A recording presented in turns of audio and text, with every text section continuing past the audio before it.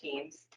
And I believe Tom Decker is coming tonight, but he's probably running a little behind. So I think maybe we'll begin and just go around again, do a quick introduction. I'm sure by now we all know each other, but let's just remind people because a few people have been in and out. So Kim Royer, Fish and Wildlife Department.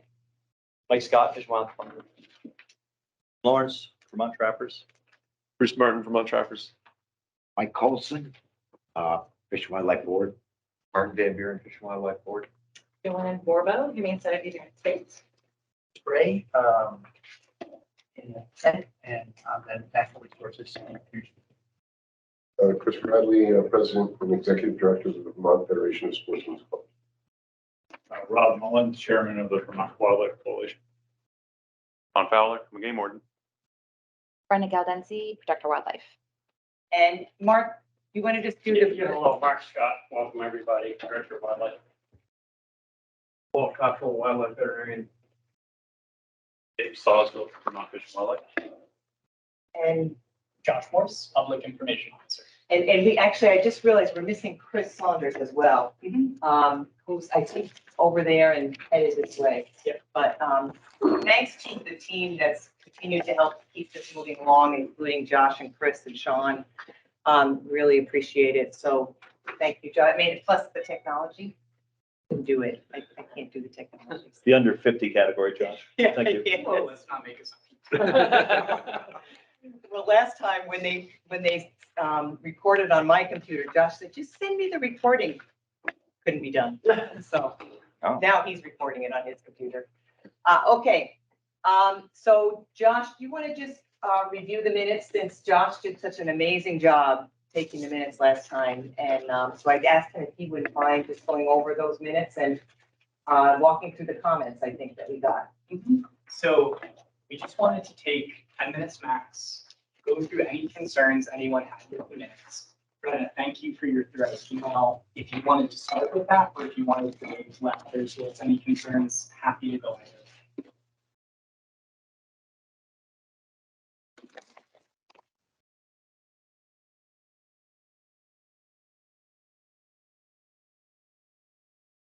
That's the copy that we sent out with the agenda. So your comments I have here.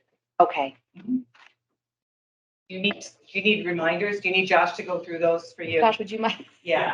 Sorry. Yeah. No, I'm happy to. Okay. So And maybe before you do, Josh, just, did anybody else have other comments on the minutes? Or did everybody have a chance to sort of go through those quickly? Any other comments besides Brenna's? Quick one. We do that. Let's go through Brenna's and then we'll go through yours, Joanne. Thank you. So Joanne, I've got you on the docket. So Brenna, what I had from you was on page 4 of the minutes, making sure that we mentioned foothold traps in addition to kill traps. I checked all of these with the recording. Yep, we'll add that. Thanks for catching that. On page 5 of the minutes, making sure that POW statement includes body gripping traps. Again, check that against the recording. Do that. Thank you. And then on page 10 of the minutes, noting that as recommendation includes setbacks for all traps. Yep, checked against the recording. We'll make that clear.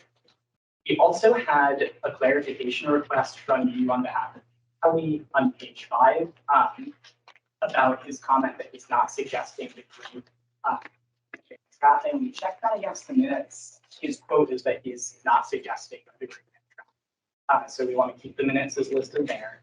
Josh, just for everybody else's interest, like if you can just point out what page and paragraph maybe that you're talking about, just so people can see.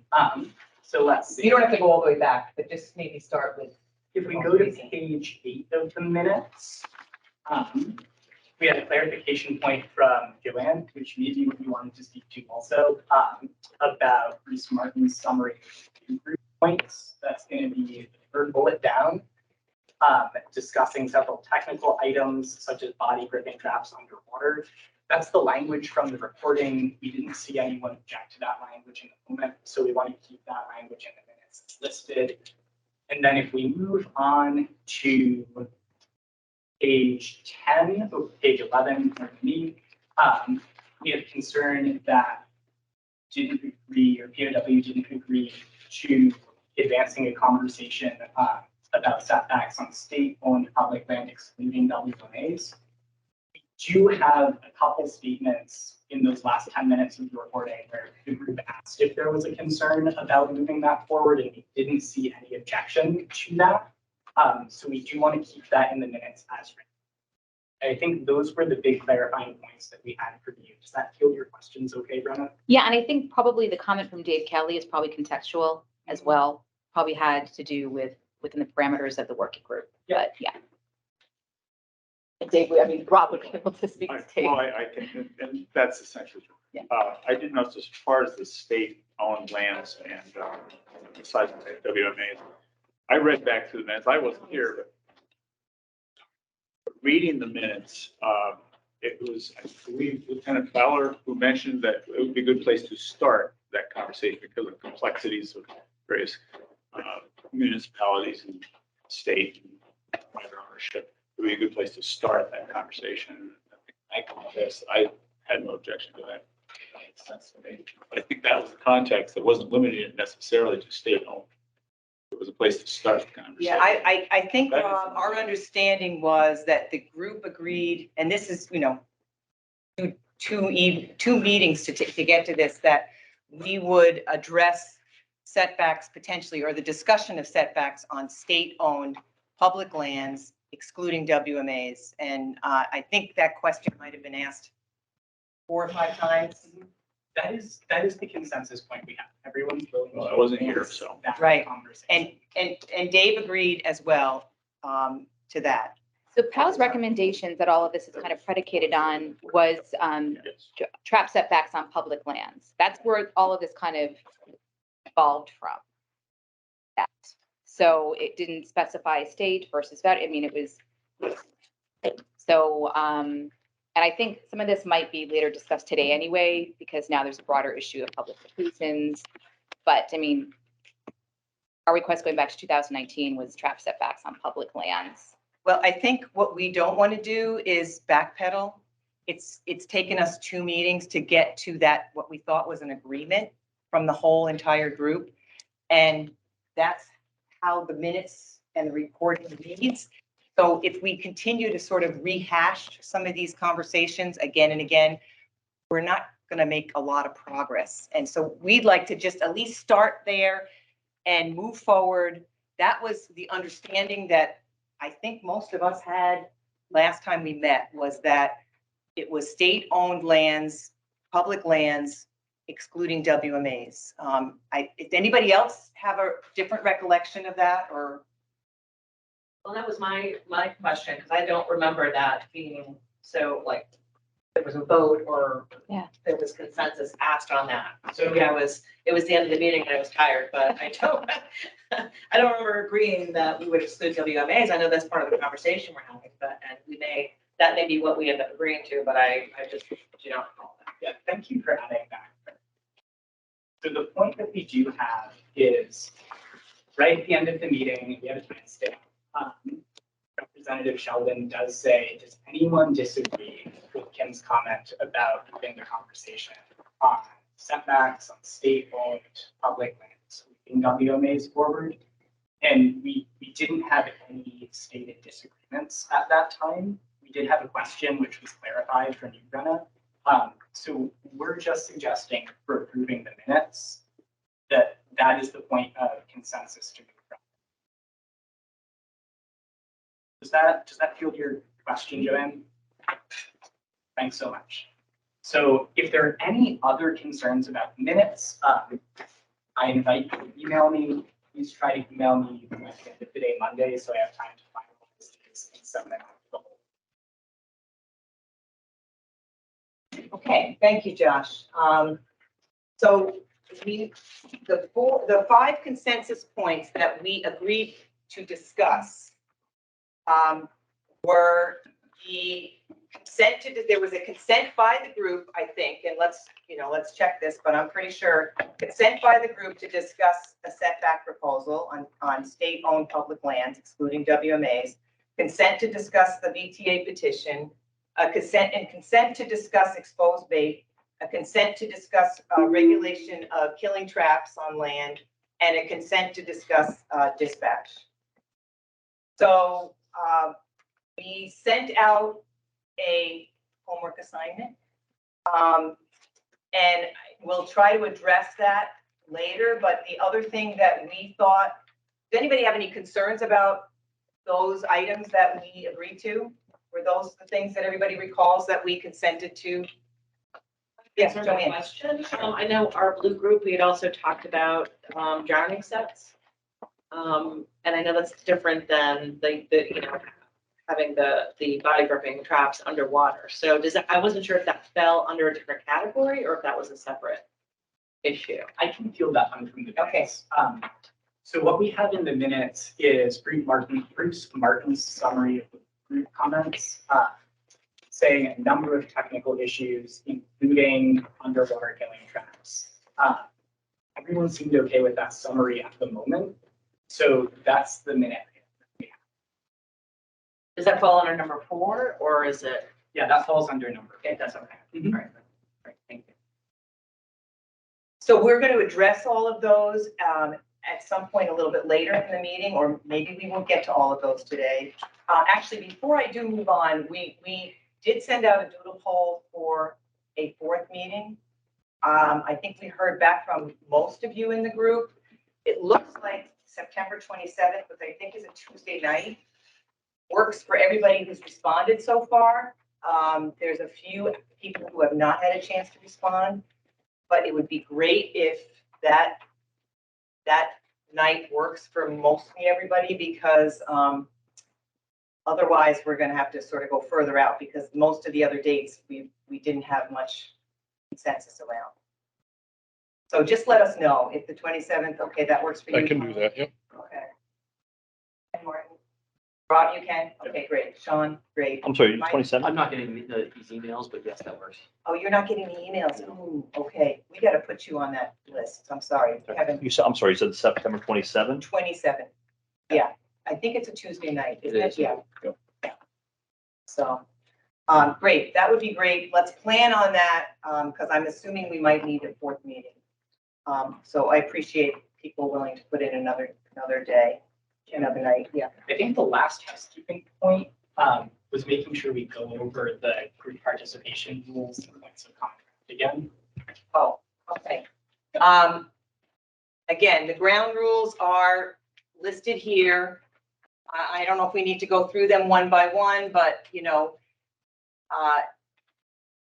we're hoping that this is going to be some challenging discussions tonight, and we're hoping that people can try to put aside some of their personal biases and see if we can actually reach some consensus. So we're hoping people participate fully with humility and good intent, accept the statutory charge of the working group, and focus on the group's goals, which I think we've outlined now. Those 5 items are our current goals right now. If we get through those, we'll be doing really well. Listen respectfully, appreciate that all the group members are coming to the meeting with different experiences and cultural backgrounds. Be careful about making assumptions and generalizations based only on your own experience and background. Be open to hearing and learning from others, and be open to changing your perspective. Let's try to stick to one conversation, which I think we've done pretty well, and include everybody in the conversation. Understand that your word choice and tone can impact others. Differentiate between what's opinion, which all of us have, and what's informed or science-based knowledge, which comes from sustained experience, study, and practice. Again, you know, we apologize if we make any mistakes. This is sort of a relative, it's not a new process for us, but it's a challenging process. So we're not going to be perfect. As you can see by the minutes, we missed a few things, but that's pretty good, Josh. It was 11 pages of minutes. So understand that there's different approaches to solving problems. Refrain from broadcasting the comments of individual members in public communications, such as emails and social media, and begin from a place of forgiveness. So I think people have tried really hard to address these ground rules. And I think, you know, we're going to try to really lean on those tonight as we move forward if we can. And, you know, again, as much as we can, we're trying to find consensus. I do wonder if maybe we do need to take a vote sometimes because we've had these misunderstandings about what has been consensus and what hasn't. And if we need to do that, I think tonight we might try to actually do some of that kind of thing. So, okay, anything else you want to add to that? Yeah, I think just from the working group consensus making, the last really important one I would want to stress is this is our space for raising issues of concern as they come up. With those ground rules in mind, if there's something that you might object to, if there's something you're not clear on, this is the time when we can have that discussion together. So this is our most productive window to talk through the nitty-gritty. And that also is what's going to keep this process strong and credible. So I would just invite everyone to raise your issues respectfully this time, if at all. Any thoughts or questions? Does anybody have any concerns they want to raise about the process? Not any of the specifics, but anything that you want to raise at this point about the process or? Okay, well then we're going to keep charging forward at a snail's pace. Okay, so let's, there were some things that were raised at the last meeting that we thought we would try to address at this meeting. And I think, Chris, do you think we're in a position to do the incidental take, or do you need a few minutes? You think we can do it? Finished it, I sent it to Josh. Okay, all right. So we'll start with that. There was a question, I think, from a few of the working group members, if we could compile some information on incidental or what we're calling non-target take. And by non-target, we are referring to any fur-bearing animal taken out of season or any non-fur-bearing animal that's taken via trapping. So thanks to Chris Saunders and to Chris Bernier for actually pulling these data together. It was a little bit challenging. For those of you who fill out our trapper mail survey, we've only been collecting some of this data for probably the last 4 or 5 years. So we are only going back 4 or 5 years. So Chris, I'll start and you want to take over when Chris pulled together the domestic animal captures. So this is from our trapper mail survey. It doesn't necessarily, it may include stuff from the CAD report, from the warden's CAD report, but it also may not. So you can't just add in the warden's CAD report because you may be double counting, but it may not be all of the non-target takes, all right? These averages or aggregate or what are these? This is aggregate over from 2017 to 2021, so 17, 18, 19, 20, 5 years, okay? Okay. So in 5 years, there were 2 bear caught, 70 bobcat. The blue refers to caught and released, and 6 that were killed in 5 years. The feral cats, 1, I believe. 54 fisher caught and released. 3 marten over the last 5 years were caught and killed. 1 raccoon caught and killed, and 1 woodchuck. So unfortunately, Chris's notes don't show up on this. We can put it into different view notes. That's all right, because I think it's okay for people to see the notes, maybe. If we don't, but there was some context to this. So the first bullet, the data was sourced exclusively from trapper mail survey responses and pelt tagging records, but not necessarily the game warden CAD system. So we had an average of 289 active trappers during this time period. Trappers averaged approximately 25,000 trap nights annually in pursuit of coyotes. Just to give you some context, average of 139 trappers, 8 traps each for 19 nights annually. Trappers averaged approximately 16,000 trap nights in pursuit of beaver and approximately 16,000 trap nights annually in pursuit of fisher. Average 108 trappers, 7 traps each. During this time frame, trappers averaged approximately 4,200 trap nights annually in pursuit of bobcat, averaging 62 trappers, 5 traps each for 12 nights each annually. And incidentally killed bobcats, 6 of those account for 2.7% of the total numbers of bobcats trapped. Incidentally killed raccoons account for 0.05% of the total number of raccoons trapped, which is 1,894. Okay, so any questions about that? Yeah. So this isn't the whole list, right? Is there another spreadsheet?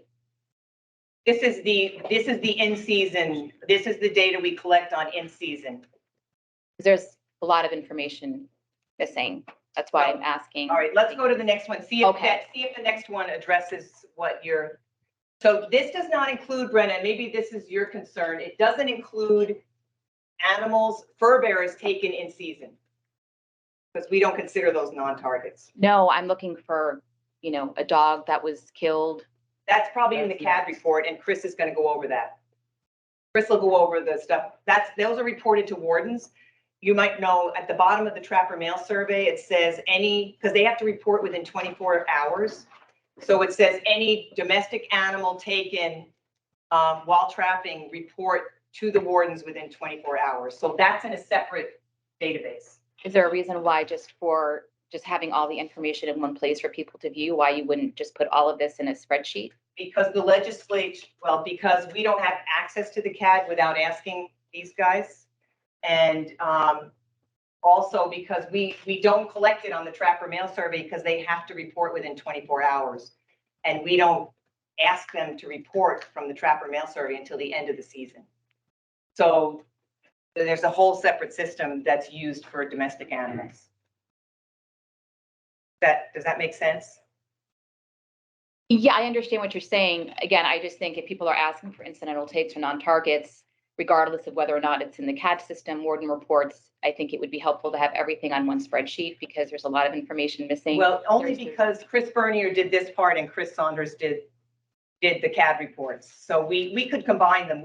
For today, we just didn't get to it. We didn't have time. There's lots of cats that are missing, multiple dogs that are missing. And he's going to go over those. Okay. He'll go over those. So this is the ADC report. These are, whoops, can you just scroll so you can see the top of it? Make it a little bigger. Yeah. Do the slideshow. There you go. Yeah. So basically, these are the non-target takes during the outside of the regular trapping season. Okay, so this is from the end of the trapping season to the beginning of the trapping season. These are trappers who are trapping in defensive property. So, there's one bobcat. Let me just see. 4 bobcats taken. It looks like 2. One may have died, or 2 may have died, and 2 looks like half died and half didn't outside of the season, or half were killed and half were released alive. Here's where some of the domestic cats show up, Brenna. 8 domestic cats. But again, this is coming off our trapper mail survey. So you can't just assume that there's 8 domestic cats and add that to what Chris comes up with, because some of these that would be double counting. And we don't have the ability right now to figure out which ones were from the CAD system. So this is at a minimum, the animals taken in defensive property, the non-targets taken in defensive property. So you can see outside of the beaver season, 24 otter were taken in defensive property and killed.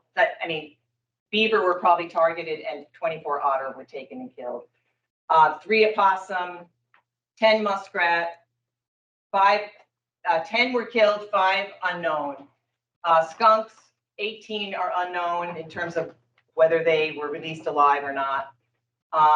Raccoon, it looks like 17 were taken and released alive. 2 were killed and 1 is an unknown. And then there was 4 snapping turtles released alive. Looks like maybe 1 killed and 1 unknown. 5 squirrels released alive, 1 killed and 1 unknown. And I have to double check that with this. sort of just reading this, so, and 3 woodchuck released alive. I believe that's what, yeah, that's what the key says. Any questions about that particular graph? Yeah, Kevin. A lot of these are target animals for animal damage control, like people target woodchucks, they target raccoons in the chicken house. How do you differentiate? Like, why would I catch a woodchuck by accident, I guess would be my question, or how would that even happen? Well, the way we differentiated in this case is if on the trapper mail survey, the question that was asked, and I have it written down here, is, did you catch any non-target species while trapping for other species within this 4-year period? And so they put on their survey, I caught a woodchuck when I was trapping for a skunk. I don't know. I mean, I don't have the forms in front of me, but these happen to be the ones that ADC trappers put down on their trapper mail survey. So, yeah. I'd like to meet these people. It's very, very interesting data. Well, yeah, I mean, you know, and some of it is, you know, some people don't always understand the question. Right. So some of this we take with a grain of salt, but that's what we have for data. So I'll turn it over to Chris, who went through all the CAD reports for the last 4 years. Yes, go ahead, Chris.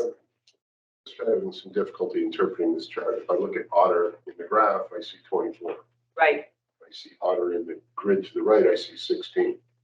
If I see raccoon on the graph, I've seen 1,072 in the grid on the right. Yep. And I'm sorry. Yeah, good I'm missing question. something. Does anybody remember Chris went through this? That's the actual target. Say that again. Those are the targets. On the right side. Oh, on the right side. Yes. Okay. Yeah. Those are the target animals. That's how many were taken.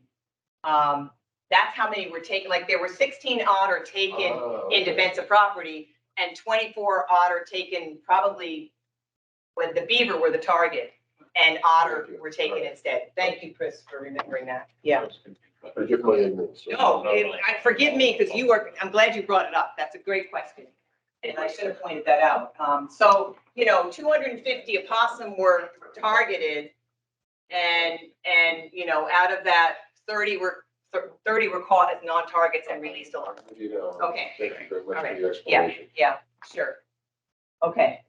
Go ahead, Chris. So I gotta be honest, I was just given the pile of reports this morning at 11. So I've been hurriedly trying to go through this, trying to figure out what goes to what. And as the wardens could attest, the new database that the wardens are using is pretty bad since we switched over from Spillman. But if you could go next. So what we did is I looked at a specific code that identifies domestic animals that are taken, that are involved in some sort of trapping incident. So from 2017 to 2021, there were 35 reports. The majority of those, 71% were dogs, and then there were 10 cats. The majority of the cats were feral and or not labeled, didn't have a tag, so it was hard to tell. I did omit one case where the complainant, the person who called the warden, stepped back on his story a couple times, and it went from this happened last week to last year to 2 years ago. So I didn't feel that was really credible enough to use. About just over 63% actually occurred during a regulated trapping season by a trapper. The remainder were either a nuisance or they were something random, like one involved what was guessed to be some kids playing with a very old trap in a barn, and a cat got trapped from that was an adjacent property. Another one, we simply did not know what happened. Of the ones that involved regulated trappers operating during a trapping season, only one of those did not obtain permission first. Two didn't specify. So not all the reports give you all the information that you might be looking for. Only one of all the incidents definitely occurred on public land. That was in a culvert. The remainder were definitely private land or almost certainly private land or not specified. And 9 of those actually occurred on the trapper's own land. So it wasn't even just, the trapper obtained permission, but you actually had the dog, in those cases, going onto the trapper's land. None of the dogs were on a leash, and 9 of those were just roaming free without their owners. In terms of trap types, footholds were by far the most common involved in these incidents, 73%. 4 body gripping traps and 2 cage traps. Interesting, one of the cage traps was used to purposely catch a cat, but I did include that. And then 1 involved a cable restraint. They are legal and permitted and they are used by USDA APHIS damage control at one of the airports. And in that case, the dog just got through a hole in the fence.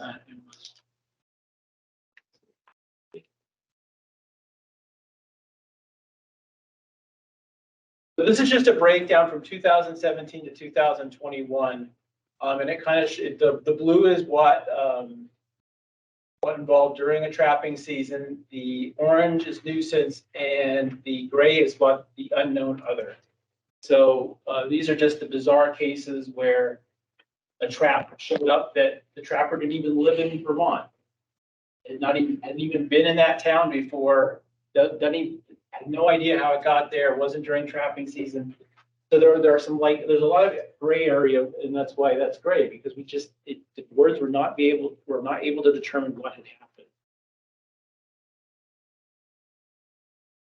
So for injuries, 4 of the 35 that I looked at were fatal. 2 dogs, 2 cats. In each of those cases, one of the dogs and one of the cats were feral. Well, at least the dog was possibly feral. It was not determined. They could not locate an owner. There was no markings on the dog. Of those 4, 3 did occur during the regular trapping season. 1 was a violation. A body gripping trap was under 5 feet off the ground. Was less than 5 feet off the ground as specified by regulation. 1 was on private land with a body gripping trap, but the owner had warned the dog walker that there's trapping going on, and also that the town had a leash law. And the person ignored that and actually did not follow up with any complaints with the incident. And the 3rd was a outdoor cat. The warden tried multiple times, went to the house, and the owner just did not care or would not respond to what had happened. The remainder obviously were non-fatal. About half of those were examined via vet. And again, these are reported injuries. So I can't guarantee, unless they went to a vet, when I say 13 were unharmed, that's what was in the report. That's how it was written. It does not mean, there was some great, they all went to the vet. They were all, examined thoroughly. But as reported, 13 were unharmed, 7 had minor, 1 had major injury. A cat had to have part of a leg amputated, and the remaining 10 were not listed. And those were often cases where a trapper self-reported, released the dog or the cat immediately, and nothing further happened. Or it was one of those incidents, like I said, with the other unknowns, where there were so many unknown variabilities that didn't even come up. But again, I only just got this today, and there's a lot of little variables I wanted to look at. But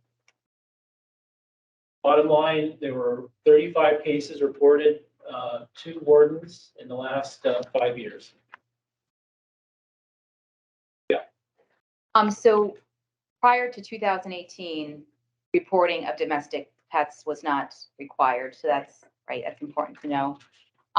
And just feral, it's kind of hard to tell if the cat is feral, right? I mean, I'm a huge proponent of keeping cats indoor only, but it's not, it could have been someone's pet that wasn't collared, irresponsible, but I don't think we can say a cat was a wild cat. These might be people's cats that went missing. In 2 of the cases, the person who reported it, not the person who trapped, specifically said feral, and that's why Okay. If they said it was a feral, they did not know the animal, or the animal was hanging up by the barn, I listed it feral, otherwise I didn't. Again, without a tag.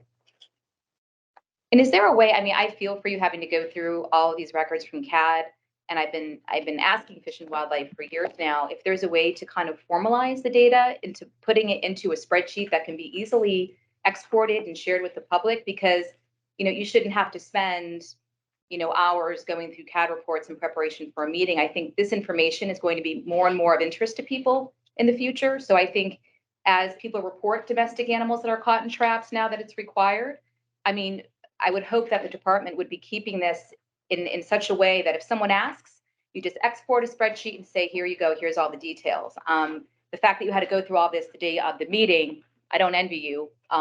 It's a lot to go through, and it doesn't seem like it's optimizing record keeping, you know. It's a good suggestion. I think it's something we can look into. I think one thing to keep in mind is the law enforcement database isn't just theirs.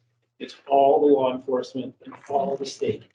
So there's a lot of extremely sensitive information about a lot of stuff. I don't know how many CAD reports do you put in a day? I mean, Yeah, I mean, maybe Sean can speak to that a little bit more. I can.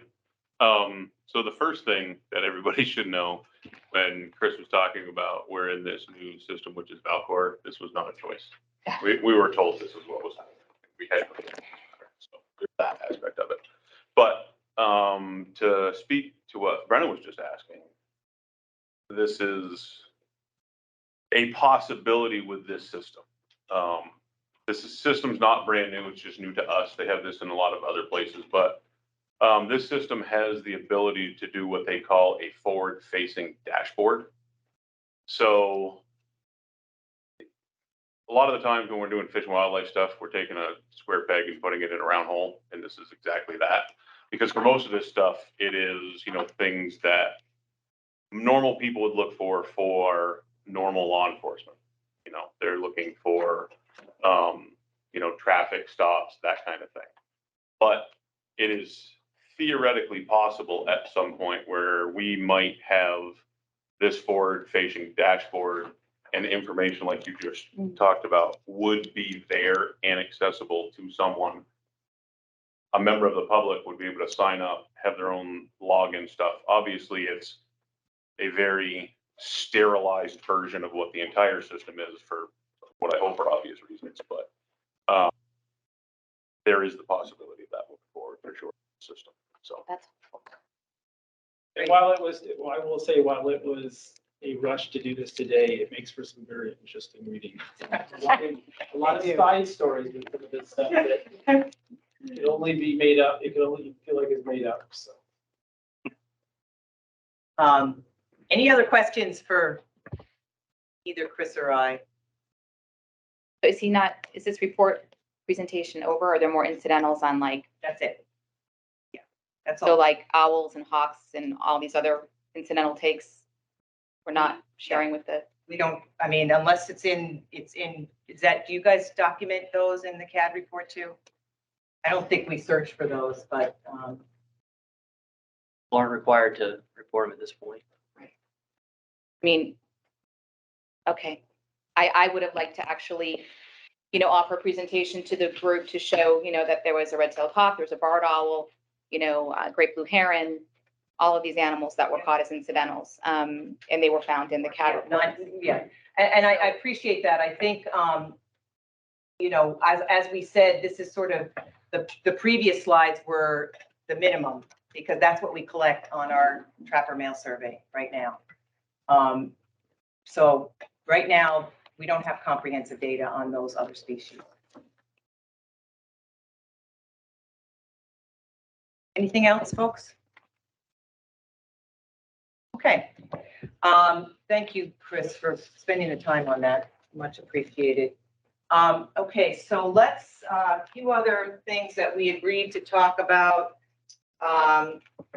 I think I asked Dr. Cottrell to investigate, because he has he's a wildlife veterinarian. He has some contacts with the Association of Fish and Wildlife agencies, as well as the AVMA. And I asked him to look into the whole question of humane dispatch and just give us a progress report on where we are with that on a national basis. And so Walt, if you wouldn't mind just reporting back what you found out.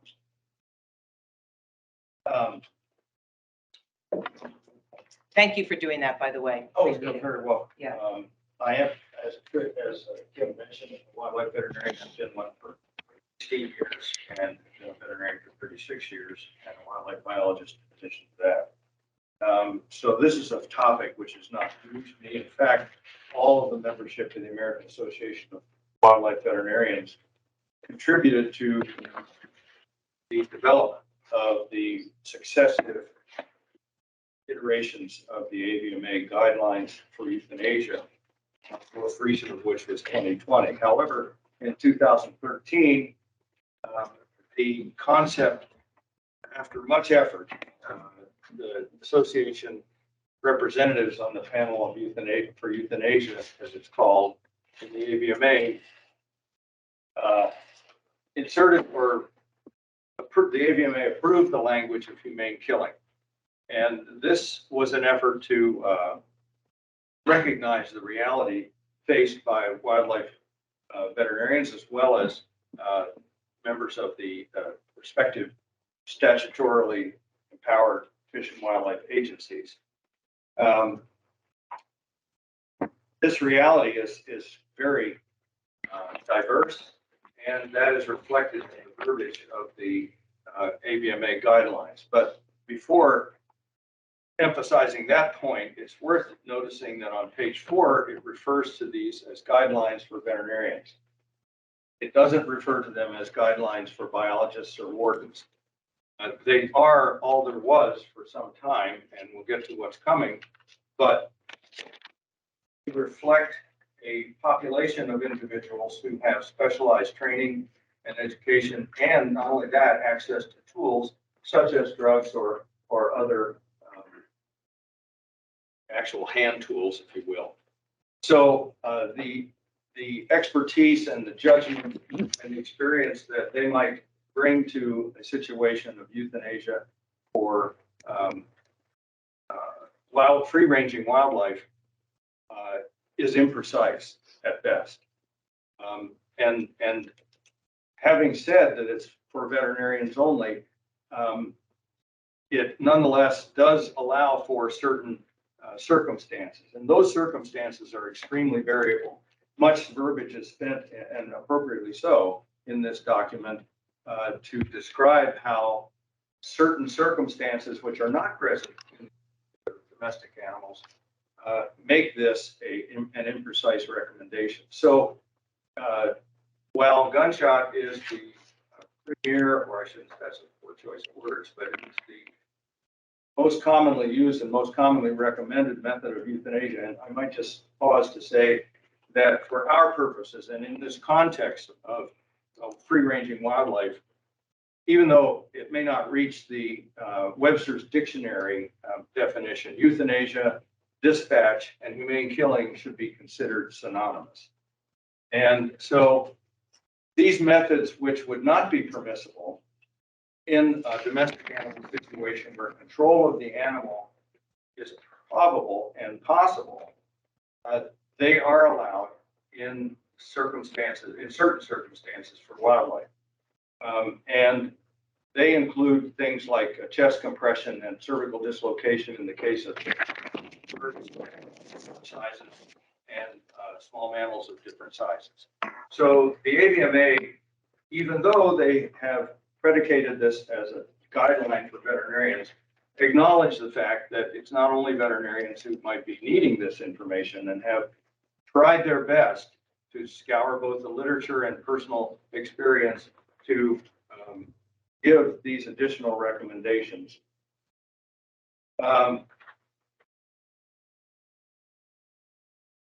Fast forward to today, the Association of Fish and Wildlife Agencies recognizes this that the AVMA guidelines represent and have begun to develop a set of guidelines offered to the state agencies to move forward from that and sort of de-emphasize drugs and tools which might not be at the disposal of biologists and wardens, and move on to the preferred methods of dispatch.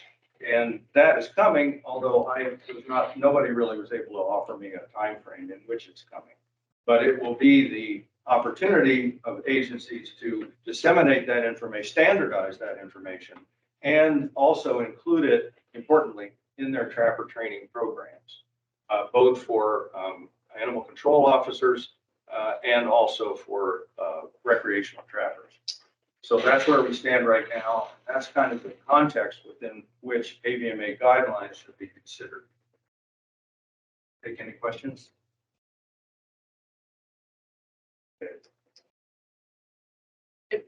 Just wanted to confirm what I'm hearing. So you're saying that the American Association of Wildlife Vets is developing guidelines for field euthanasia? No, actually, if I did say that, I misspoke. It's actually the Association of Fish and Wildlife Agencies. Okay. But importantly, members of the American Association of Wildlife Veterinarians are contributing, as they did to the AVMA recommendations. No questions for Walt? Yes, go I ahead. just want to say, I think we've kind of underutilized Walt in a lot of our discussions, and so I hope people kind of pull him in with his decades of experience in Pennsylvania, Yes. dealing with these many same issues, and so hopefully we can do that. I know he's so quiet sitting back there in the Yeah. back of the room, so feel free to ask him any questions you have that you think might be helpful in terms of, he has, I don't know, how many years, Walt, experience? How many years of, between your veterinary and wildlife? Probably- Being a wildlife veterinarian, Yeah, well, even just as a veterinarian as well, 36, 36. Yeah. of which only 17 are. Yeah, only? Took care of my wife's cows too back in the day. Oh, did he? Oh, yeah. Yeah, I have a question for yeah, Walt. go ahead. So like taking cervical dislocation, for example, performed by a trained veterinarian under, imminent situations, I think is quite different from potentially recommending that, to a trapper in the field, right? So that's, Not necessarily. I think that it all. It's typically depends on the prefers, scope- right? It all depends on the scope and scale of the training. I mean, if a veterinarian can be trained to do that, well, I had no trouble teaching it to biologists and wardens in Pennsylvania, and they were very efficient at it. And it's, I mean, they have to get it somehow. They have to be given the tools somehow. This is the way it's being approached right now. It may evolve in a way that is not expected right now, but it's meant to be an educational tool, opportunity for the states to standardize and avoid unpleasant circumstances and maximize the efficiency of the effort. Yeah, I guess I'm just curious, maybe a later conversation, how many trappers in the field actually bludgeon a trapped coyote or stomp on its chest? I would think that most trappers would want to do the quickest, most humane method of killing, which is, a 22 to the head, and kill the animal. If you can't shoot in the area, if you're a nuisance wildlife control operator, for example, you can take that animal off site and kill it off site. So I'm very happy to have conversations in the future about why there's even a need to be bludgeoning animals in traps and stomping on them and choking them out with catch poles. And so. Yeah, I thank you. I think basically what Walt is suggesting, that hopefully the experts in AFWA and in the the Wildlife Veterinarian Association will make some recommendations that we can use. They're the experts. And so I think that conversation might be further down the road, given that we don't have that expertise to make those determinations at this point in time. So, I'm looking forward to having that group actually develop something that we can then discuss at some point and actually incorporate into our trap raid programs and or, other types of training programs for our staff. But I think I think what Walt is suggesting is that this is actually being worked on a national level, and hopefully that's where we'll get our information from as to what works when. So does that make sense to people? I mean, that we wait for the experts to actually address this and utilize the information that they come up with? Yes. Does that, everybody feel comfortable with that?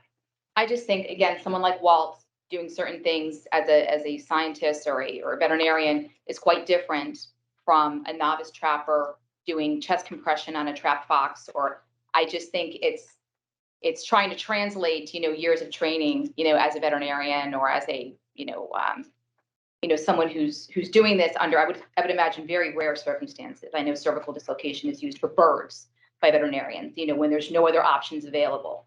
But when we have a very viable option available, a gunshot to the head, Well, the problem with that, and I don't want to devolve into a conversation about this right now, because I think what I would like to see is if the group would agree that there's a group of experts who are working on this, national experts who are working on this, and could we deal with dispatch at a point in time when we get some concrete recommendations from people who are truly educated and knowledgeable about these things? That's my question on the table right This now. would be a great starting point. Right? To start. For taking the animal down. That'd be a good starting point right now. I'm not, what's the starting point, Martin? Compressions or whatever for later on, if you're still studying. Well, I think they'll probably talk about all of those things, right? Well, I think it's important to kind of keep in mind that any trapper is going to shoot the animal if they can. And the reason for that is because that maximizes the pelt value. And so to take a chance on losing fur to a less final method is just not in their best interest. And yet there are these times when it, as Brenda points out, when it's not safe or it's not permitted to use a firearm. It's those circumstances that these guidelines are going to be trying to address. Prior to that, I think it's safe for any group such as this to say that they recommend gunshot as the primary method. Period. Yeah, I think the concern might be that because it's so variable, it's not something that we're prepared to put into a regulation at this point in time, because it can't be done in every location for every species. So I mean, I'm just asking the group if we can get some consensus around waiting for the national experts to come up with some recommendations that we can use and apply. Joanne. I mean, my concern is just not knowing what the timing is. If I knew it was going to be happening soon, or this window where we're working together, and then once we come up with it's a year from now or 2 years from now, it'll just be harder to open up that chapter again. Yeah. we also have a I understand legislative that. mandate too, which. Mike. I think it's important for the group to probably start at a place of consensus with if a person is pursuing trapping, hunting, or fishing, that each and every individual, and I think it's wrong to look at the rare occurrences where somebody is not ethical, where somebody breaks the law. I think by and large, 99+% of people who pursue a life and death situation want to do a clean job of it. They do not want to botch it. They do not want to. And that is everybody that I know. Certainly law enforcement runs into people that break those rules, but everybody that I've ever hunted with, fished with, trapped with has wanted to do the very best job they could and then exceed that. And that's correct, I think. I think that is an assumption though to make. And I think that if people do, and I believe that the people you do know do want to do things in the most ethical way, then those should be the very people who are saying, I want to make sure that when that trapped animal is killed, it's trapped in the most humane, quickest, ethical way So let's get those people that you know and have them rally behind these laws that will make sure that for those outliers who aren't doing things ethically, and let me tell you, there's a decent amount of them. Let's make sure that they're not able to do that because there's laws in place that prevent it. So I think when we start talking about, oh, everyone I know doesn't do anything, it's not really my reality. It might be your reality. I think we need to talk about, you know, we're looking to change regulations. We're looking to fix potential problems. So looking at anecdotal information, I just don't think is Tom, helpful. go ahead. Yeah, I agree with that. I don't think we should use anecdotal information. I know there's a lot of ways to kill animals, domestic and wild. CO2-induced narcosis, cervical dislocation, gunshot to the head. There's a lot, and we haven't even talked about them. Everything's been sort of anecdotal.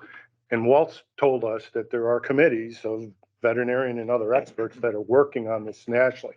I don't know their timeline, could be 6 months. We could try to find out the timeline, not that Walt didn't, but to get a more definitive answer to the department from the association. But I don't think you can tell me how many of those animals right now are taken with gunshot or any other 88 ways that somebody could even think about doing it, right? We don't know. So everything is anecdotal, assumptive, and I'm comfortable with what you laid out, that we don't at this point in time have enough information to make an informed decision about one way or another.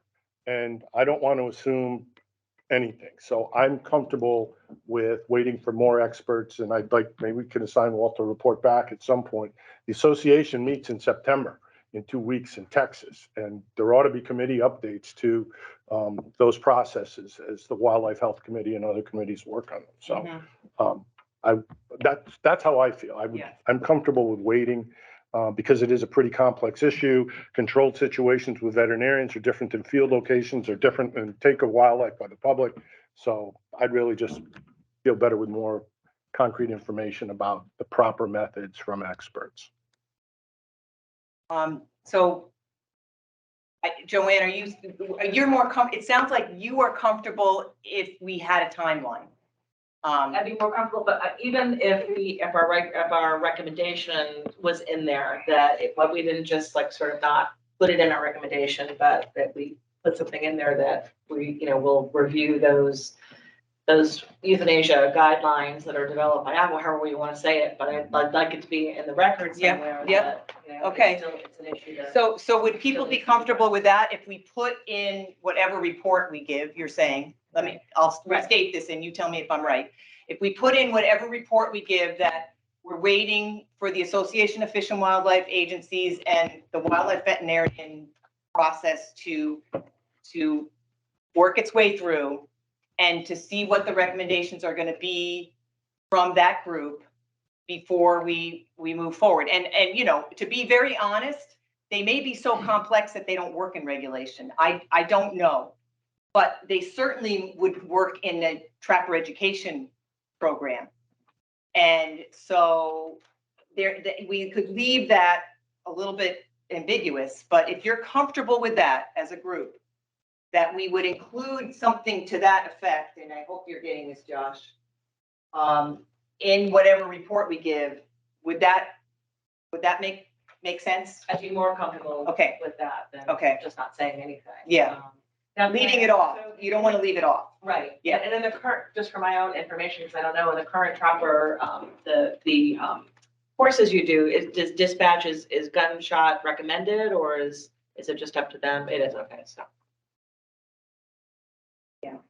Yeah. And we'll spend a little bit more time, hopefully, if we have time next week, on trapper education, because that's part of the legislative mandate too. But okay. And yeah, for my own edification, I would love next week or whenever we're meeting next, the 27th, just to hear from trappers the different ways they do kill the animal and why, in some cases, you can't shoot it. I know, again, if you're in city limits and you can't fire, your gun, really shouldn't be trapping there. And if you're an ADC or a NUCO, you do have the ability to take that animal off site and shoot it off site or put it in a CO2 chamber or something. So I guess I'm wondering, if you're out trapping on public land and you can use a firearm to kill the trapped animal, what trappers are choosing to bludgeon or stomp on or use a catch pole and choke out the animal? I would like to learn, because maybe there are field situations where, that happens, that I'm having a hard time. So I want to learn from the people who are out there trapping why you would ever do that when you could instead use a gunshot. So I think these are opportunities for discussion and for learning. That's something I've struggled with for years. Why this is even an option and why anyone would do it. And it would be anecdotal. I mean, it's not going to be, we have no way to survey people between now and the 27th. It would be anecdotal. I'm sure these people here could probably talk to some degree about it. But I think I think the question on the table right now, and maybe you're not comfortable, Brenna, to go that far, but are you comfortable if we put it in a report that we will address humane dispatch either through education or regulation once we get something from professional people who are experienced at addressing this? And Sean, it sounds like you have an answer. Things I'd like to point out. The first one is this working group's working towards giving a report to the commissioner so the commissioner can report back to legislature. Right. Also in there is a mandate for the Fish and Wildlife Board to come up with changes, but they have a whole nother year to do it. So there's more time, is my one point. My second point, since we're talking about this, and unfortunately for me, death is a big part of being a game warden. And I've done that for 21 years. And death is a imprecise, messy science, period, end of sentence. It doesn't matter. We can legislate it to the 10th degree. And at the end of the day, there are factors in every single circumstances. And the myth of an instantaneous death is that. It doesn't happen in the best of circumstances. I've seen it from an actual veterinarian putting my own pets down to shooting literally every wild animal that we have in the state of Vermont, it seems like. So it's just one of those things where people are coming to the table of this is the end goal. It is an unachievable end goal. I just want to point that out to everybody. Okay. Any other comments? Yeah, Kevin. I was thinking that the comment about anecdote is really important because we all have them, like last meeting we heard about, the commissioner getting his dog caught in traps as if it was a good, bad thing, whatever. But, I know that commissioner who was deceased and I've hunted with his dogs behind him and all that. And I thought that anecdote is really messed up. We should probably be not talking about anecdotes.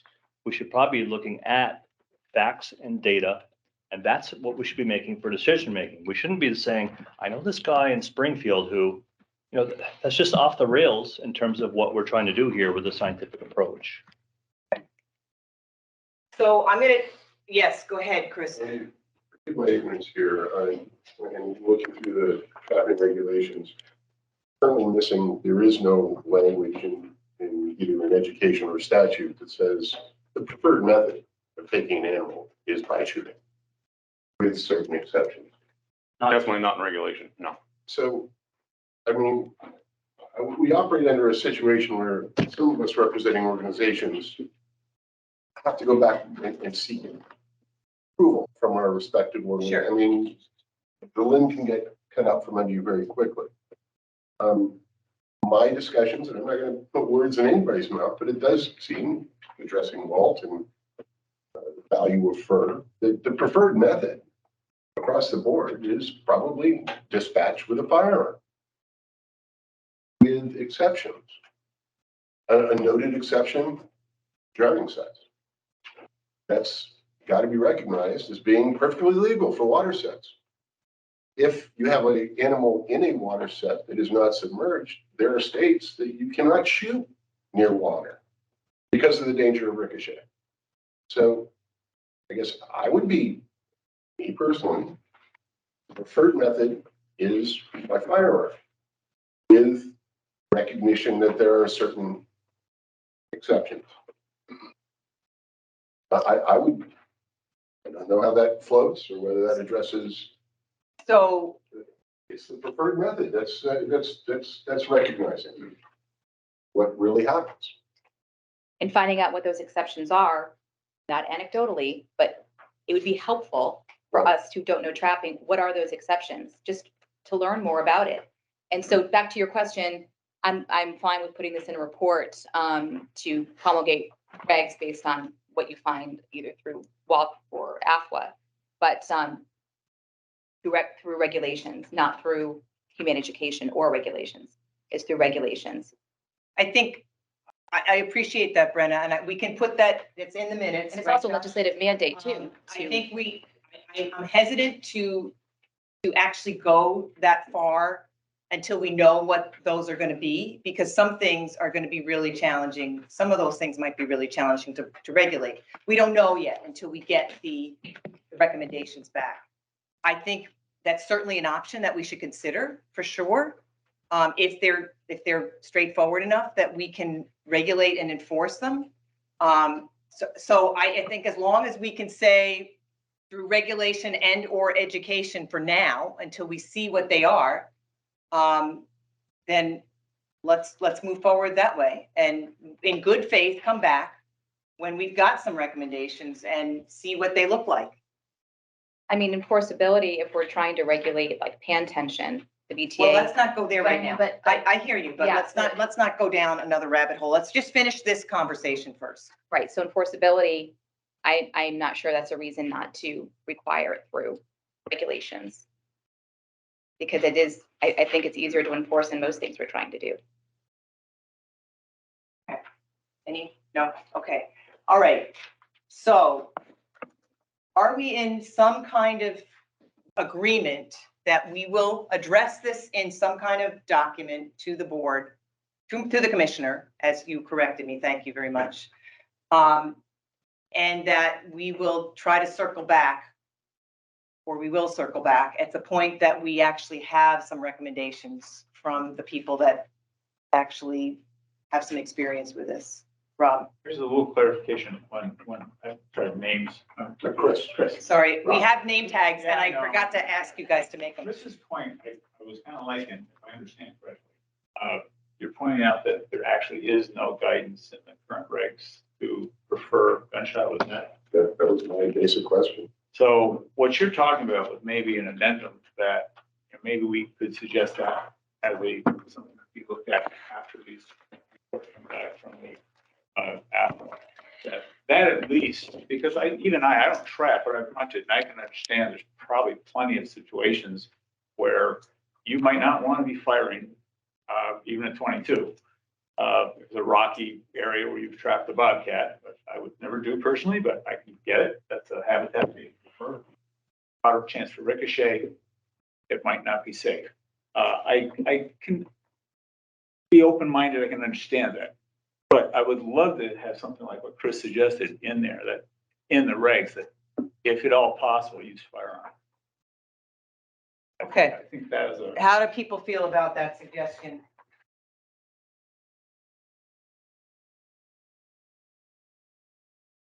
My place is, this is a topic that clearly warrants a lot more discussion. It's germane, it's relevant. I don't think I have enough information to say it should be a regulation versus strongly recommended versus just to dispatch an animal, you have to go to a special class. I don't really know. So I'm comfortable with being a recommendation that we're going to come, there'll be more information pending.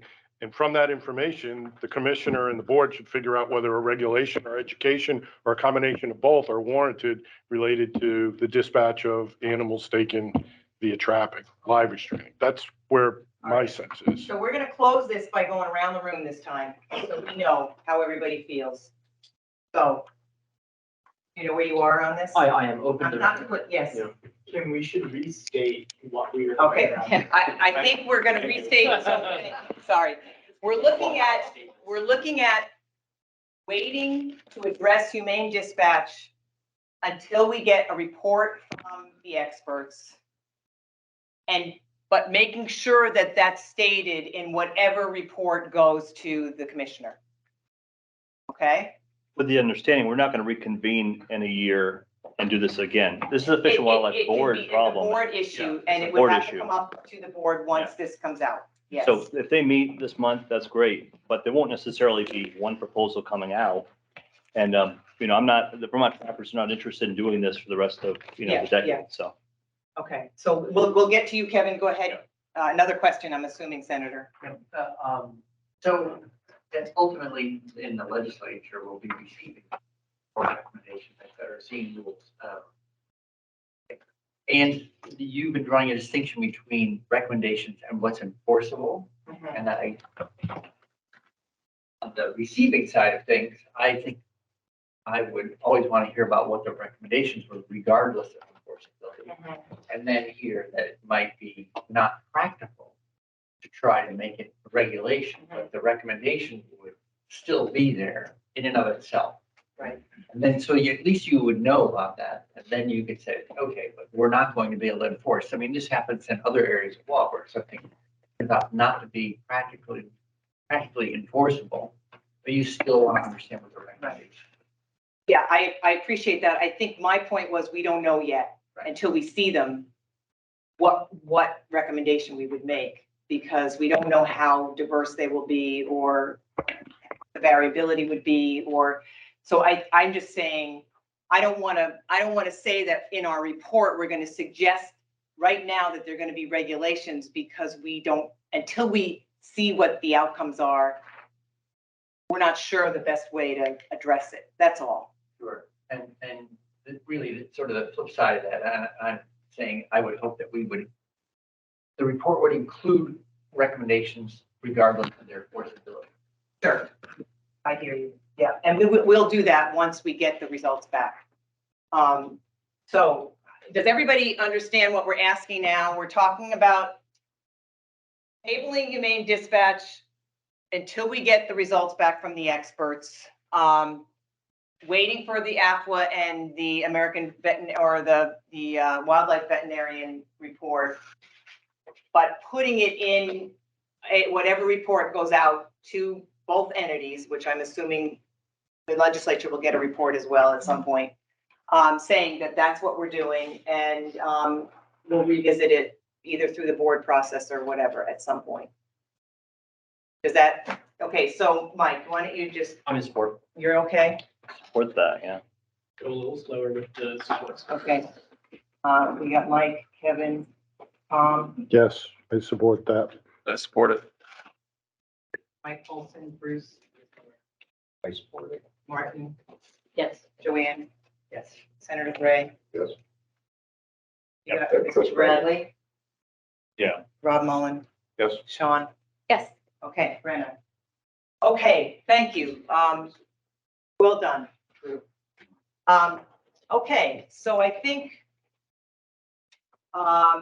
we had another topic that came up, and there was some email back and forth about species specificity of BMP traps. Tom, you sent that email back out in response. Can you speak to that a little bit more so that people have a chance to ask you questions? And Yeah, and so what I really wanted to just emphasize was the structure in which the BMPs themselves were built or organized and then distributed. And I brought a couple traps. I'm not gonna show how to demonstrate them, but I emphasized the points of what BMPs are. So I'm gonna just show them, okay? Is that right? is everybody okay with that if he shows how they're addressing BMPs?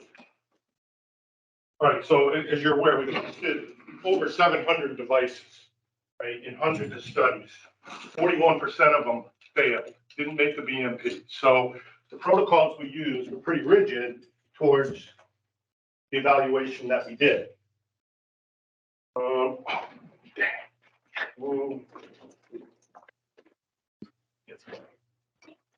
Good.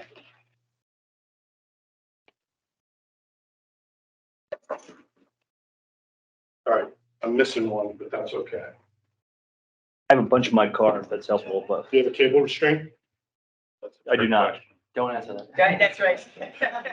Asked me 15 My years ago. answer's no.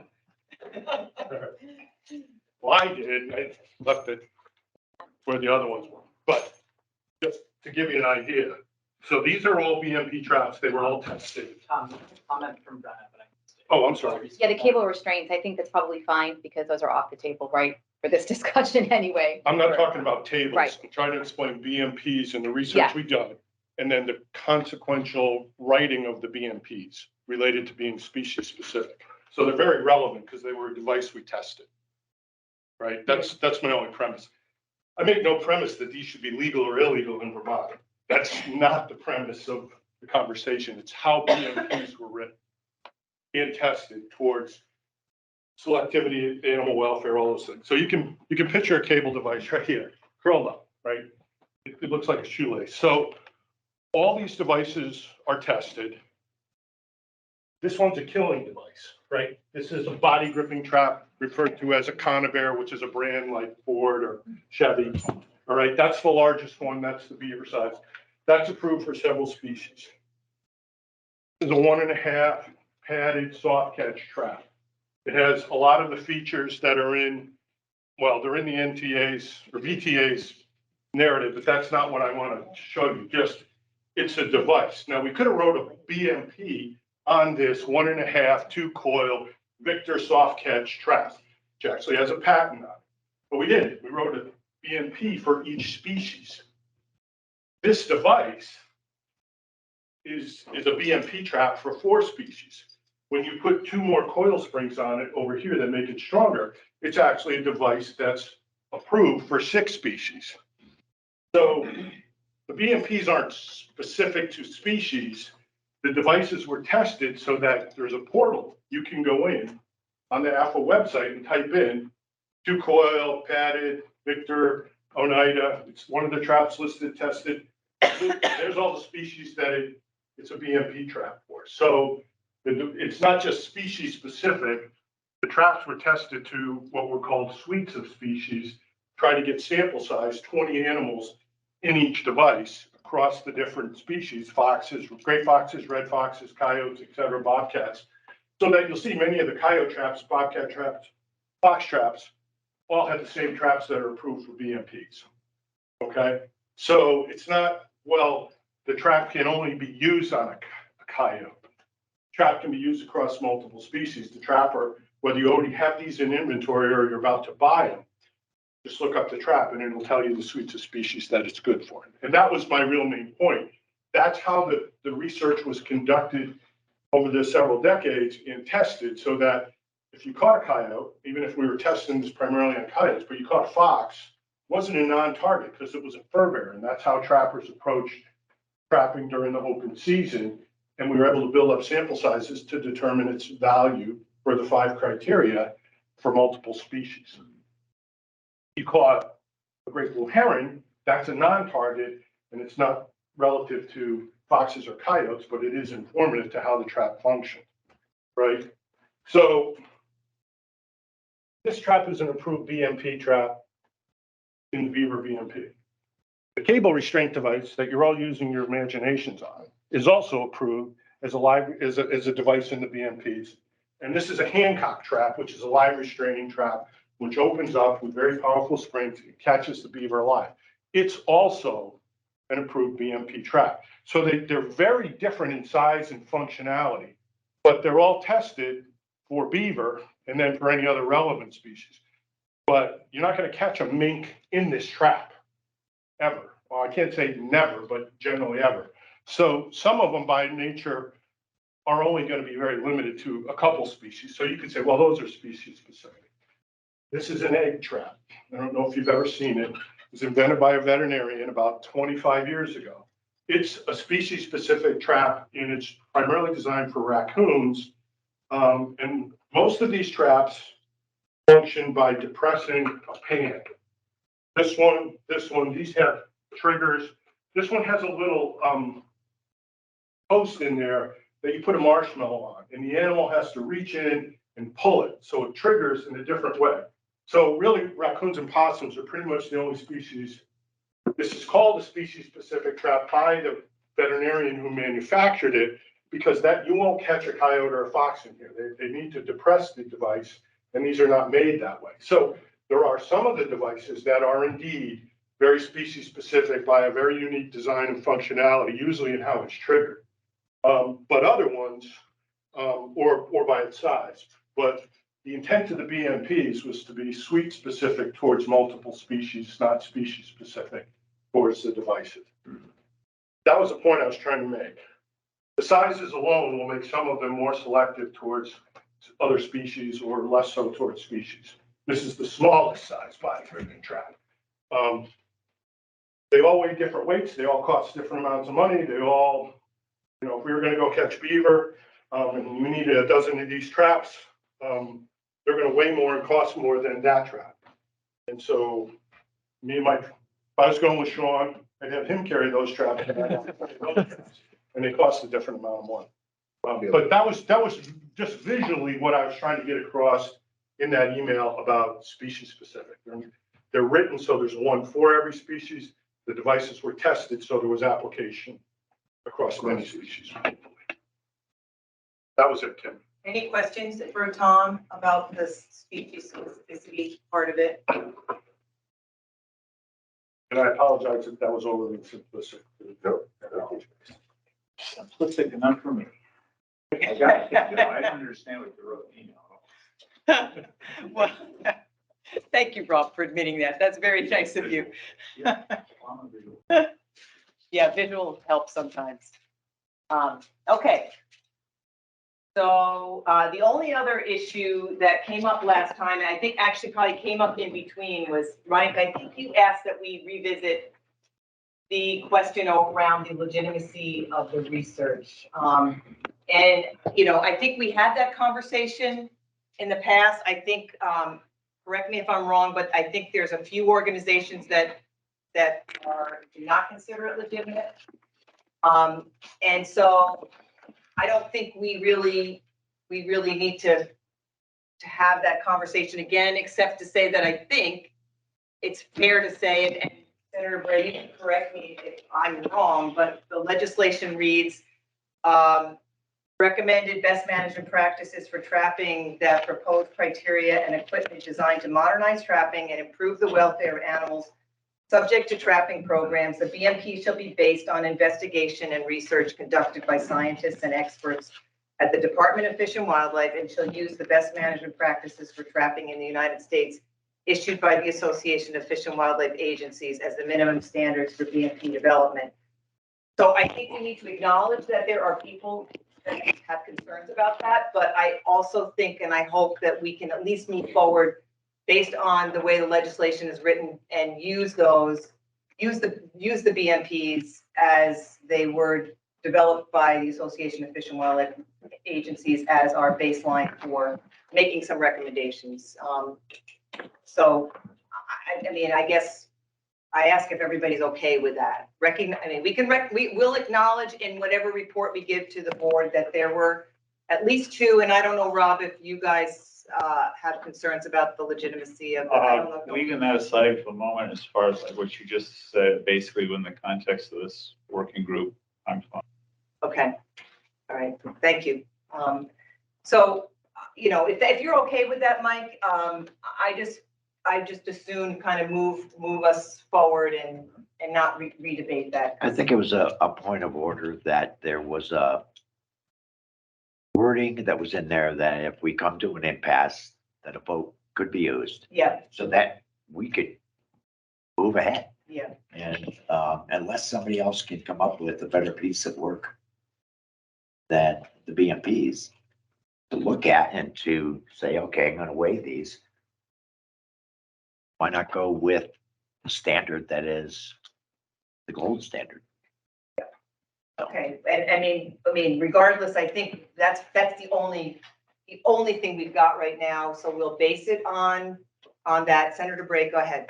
Yeah, so I think I agreeing with what you said, other than saying, calling it the gold standard. When we were drafting the legislation, we regarded it as a baseline. And then we knew that we have expertise that might exceed what this general document would have. That Vermont, with its own expertise and its own department and the trapping communities that amongst this group that you all might make recommendations that were more specific in certain areas. Right.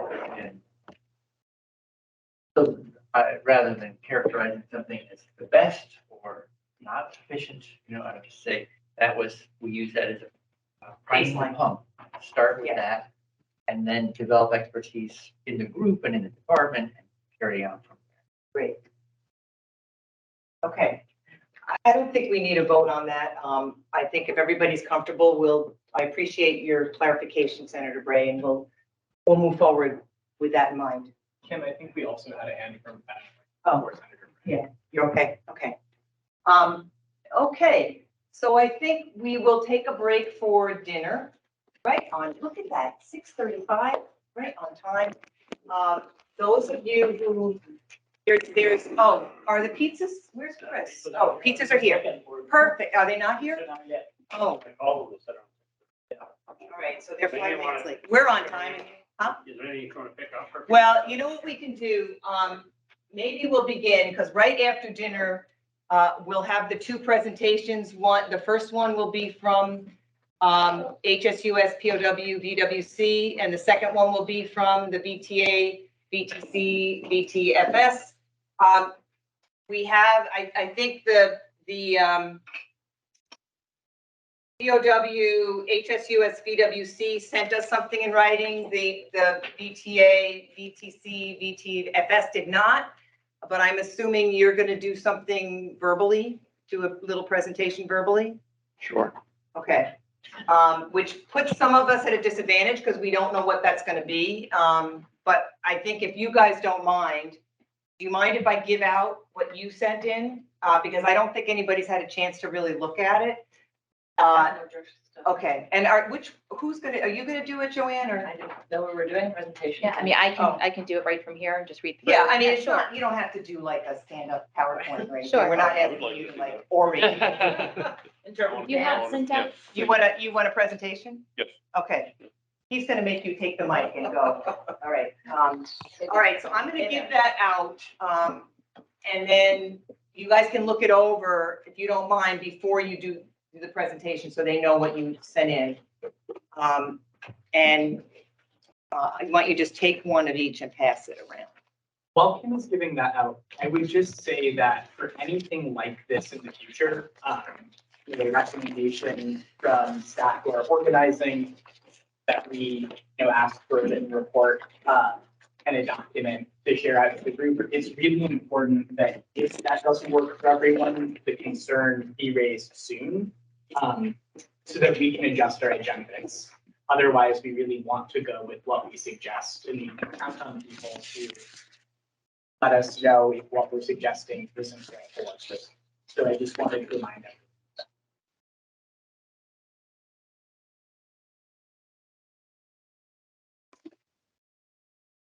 Fine, stop ready. Oh, you okay.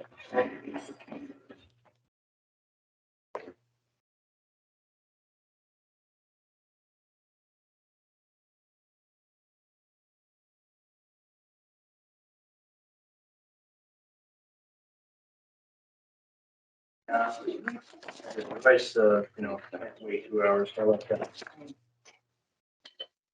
This way. My friends, neighbors talking mushrooms. The best I could do was my garden. Nice. That's good, guys. All right, where's the most from?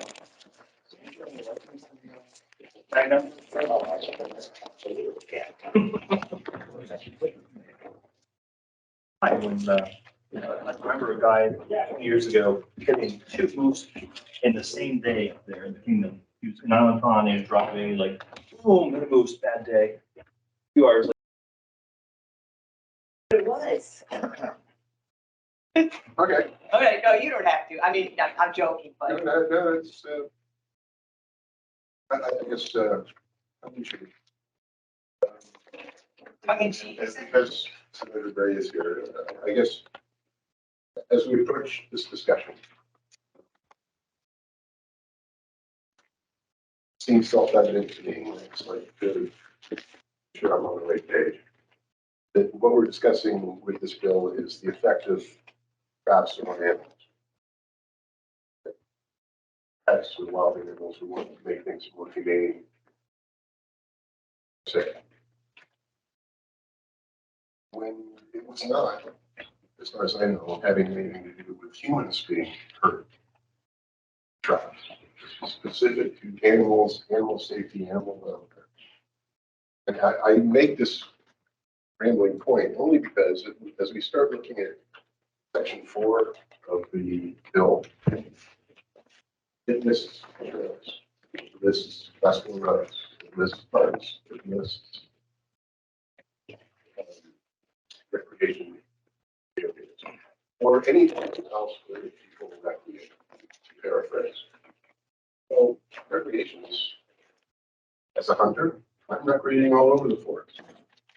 And I'd like to just perhaps seek clarification from the senator. When we're talking about where people recreate, we're talking about where people recreate with their pets.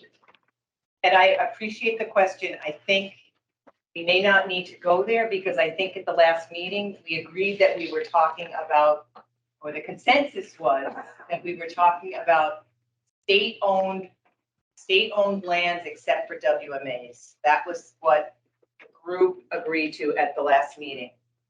So now what is a trail and what isn't might need to be defined. And we haven't done that at this point. But I think that's where we're working from at this point, based on the conversation we had about the minutes. Okay? Does that make sense? That's fine. Okay. Does that answer your question? Or do you want Senator Bray to weigh in? Or I don't mean to like get out ahead of you, Senator Bray. So you certainly can weigh in as well if you would like to. The just general distinction is we're talking about animals, not where the threat is not to people. So that when we start talking about where people can recreate, I think we're qualifying that in where people can recreate reasonably with their pets. That being the distinction. Yeah. Animals running loose, that's a different topic. Wild animals, that's a different topic. So when we start looking at where people can recreate, where they typically recreate, in my opinion, with their pets. Dogs on leashes, that sort of thing. But Okay. And would you like to comment, or would you prefer to abstain? You know, no, I don't want to be like dodging anything. One thing did the work a while ago, so it's very hard for me to accurately remember exactly. Sure. The conversations that led to including that. I think there were people, I would agree that most of the conversations was that people were going to be there with pets, but I think that wasn't the only conversation. So it said generally it was trying to keep people and people with pets away from traps, keep two things separate. So that's a little fuzzy, but I think that's the kind of conversation that came out of it. Point that we need to look at more carefully. I can go back to my committee notes maybe or something. Okay. Are you good with that? Okay. All right. Thank you. Thank you both. Okay. So I think, sorry, I apologize to both groups because we really didn't get the agenda out till last night. So you are really sort of having to speak off the cuff, so to speak. But you know, we're a friendly group, right? And nobody will throw tomatoes, I don't think. So and I think everybody's capable of good conversation. So I will let I think we have you guys on the agenda first. And which one of you, or which one of the three of you would like to? Okay. So Brenna, you have about what we tried to schedule was about 10 or 15 minutes to go through what you proposed and then open it up to questions. And then we'll turn it over to the other groups. We were thinking 5-minute summary. Question. Oh, okay. Thank you. Yes. I'm looking at that wrong. Yes, okay. Yeah, so if you just do your summary in 5 minutes, I'm sorry, and then give 10 minutes to the group for any kind of questions or clarification that they have. So I guess I'm just gonna basically read through. Yeah, that's great. And let me just say, Brendan, I'm sorry, to just say, I don't think now is the time for conversation about each individual thing. We'll have time for that later. This is just a time for presentation and large picture questions if you're not sure about what they mean, something like that, okay? Okay, so this is a combination of Protect Our Wildlife, HSUS, Vermont Wildlife Coalition. We had a meeting. We came together on these points of agreement. Number one, as of the very first working group meeting, the Vermont Trappers Association petition, we're not going to spend a lot of time opposing it or rejecting it, but the main takeaway is that, we do not believe that these changes are going to necessarily improve animal welfare at all. Nor are they, most of these are not enforceable, such as the pan tension, setting a trap for pan tension, are not practically enforceable. And ACWA's BMP recommendations, according to Act 159, there's a floor, not the ceiling. And excuse me, in our view, and after a lot of research over the past couple of months, talking with colleagues across the country, our opinion is that they do suffer from a number of deficiencies. Number one, they do allow for serious injuries, including death, and up to 30% of trapped animals, including amputation, other really gruesome injuries. That's approved under their BMPs. 30% of animals are allowed to suffer those injuries. Mentioned before, fails to consider behavioral or psychological responses, the compounding effect of multiple lesser injuries on an animal, the long-term impact to animals who are released from traps. For example, if there's a coyote who was caught in a trap, or a fox or a raccoon broke its canine chewing at the trap or lost a claw, if that animal's released, it's going to, its ability to hunt and defend itself and effectively climb a tree possibly are all going to be impacted by the time spent in that trap. And unenforceable. Again, wardens, I think there is a mechanism to check trap tension, but I can't imagine wardens are going to be out in the field checking trappers' hand tension and then setting off a trapper's trap, ticking off trappers. That's just an example of something that might sound like a good idea. It's just not enforceable. And back to the snares, cable restraints, they're not on the table for discussion since they're not currently allowed in statute, and it's not under the board's authority to legalize snares for cable restraints. So these are, I guess, our remaining three. This was whittled down. Our initial recommendation sent to Fish and Wildlife back in May, there was about 9 or 10 different recommendations. And now we're down to just 3, actually 4. Because also a method of killing is also going to be discussed. So trail setbacks on, well, the agenda says trail setbacks on state-owned public lands, excluding WMAs. Our original recommendation was just trap setbacks on public lands. That would be state and federally owned lands, including WMAs. Let's see, didn't agree to exclude WMAs. Legislative mandate is much broader because it does say all public locations in addition to other areas as well.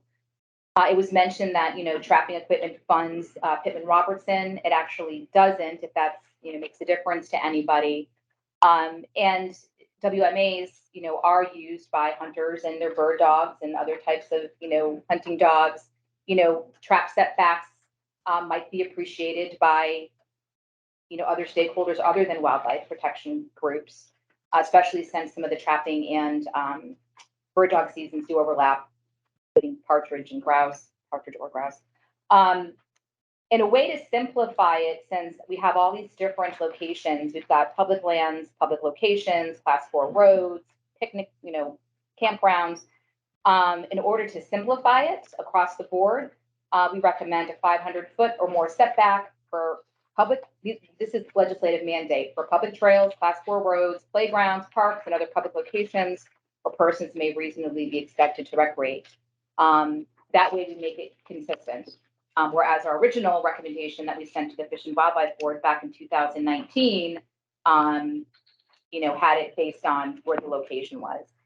And to Chris Bradley's question, people or kids, if they're barefoot at a campground, they can absolutely get caught in a lead hole trap. So I think the motivation is people recreating with their pets, but I mean, if we're talking about picnic areas and campgrounds, why would we want somebody setting, a 6-inch, jaw spread next to a campground where, someone's kid could wander off and end up, in a trap? I mean, it can absolutely happen. Number 3 is use of baits and lures. This, again, wasn't in our original recommendation to the Fish and Wildlife Department.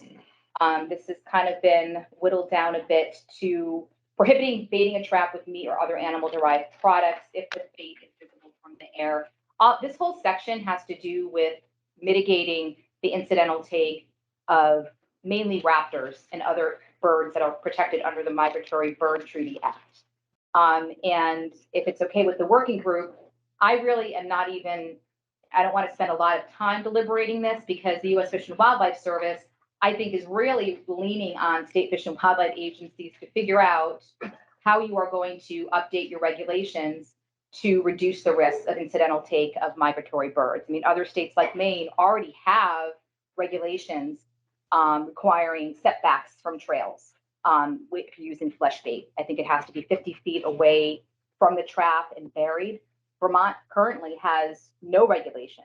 So we're leaving ourselves wide open to be trapping, like we see, red-tailed hawks, eagles, owls, a number of other animals. So I'm hoping that even if in the absence of POW's recommendation, that the Fish and Wildlife Department at this point would be, very much motivated to figure out a way to minimize incidental take of birds. The use of body gripping traps. Again, our initial recommendation, it was a little bit more clear. It was just, body gripping kill traps prohibited on land. Body gripping kill traps would be used solely in the water, and they should be fully submerged underwater to reduce the lethal catch of dogs entering or exiting the water and prevent the target trapped animal from resurfacing. There was a Canada goose, I think it was in Hubbardton, who was caught in a conibear trap set for muskrats, and a hunter had seen the Canada goose. It was gravely injured, flapping its wings, and the hunter shot it because the kill trap was not fully submerged and the bird got caught in it. So if we're having body gripping kill traps, they should be fully submerged under the water. And we don't see any justification to allow body gripping kill traps on dry land or traps that are partially submerged in the water. Their non-selectivity and non-releasability of both targets and non-targets make them a liability that is eliminated by mandating full submersion underwater. And again, this isn't limiting trappers' opportunity to trap and target those animals. They can still trap the same animals they're trapping right now in body gripping kill traps on land. They can trap in leg hold traps or other traps. Fisher, bobcat, mink. Even if we eliminate body gripping kill traps on land, those animals can still be trapped other ways and not putting, other animals at risk.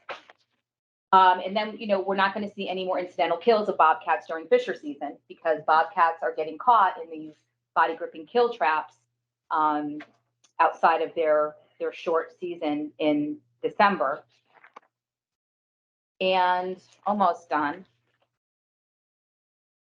Also under this section, it would be prohibiting the drowning of animals in submersion sets, including cage traps. The AVMA does not consider drowning a form of euthanasia or humane killing.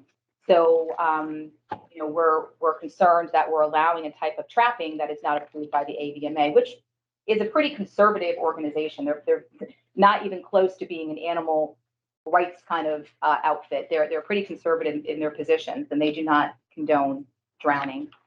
And just a last point on this is that the reporting of incidental takes, as we saw earlier, is very limited since not all reporting is required. So there was a lot of animals. I would like to do a presentation showing all of the raptors who are trapped every year in Vermont that are not being reported. But I think with Act 159, that does now need to happen if the animals are killed.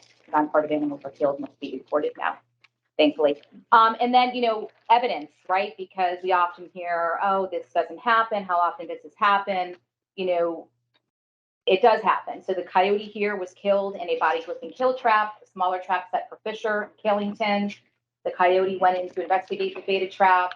The trap did not deploy as it would have on a smaller animal like a Fisher. So this coyote traveled for over a mile with this body gripping kill trap attached to her face before she died next to a private residence, which is a pretty gruesome way to die. So this is just one example of how these body gripping kill traps injure non-target animals in very gruesome ways.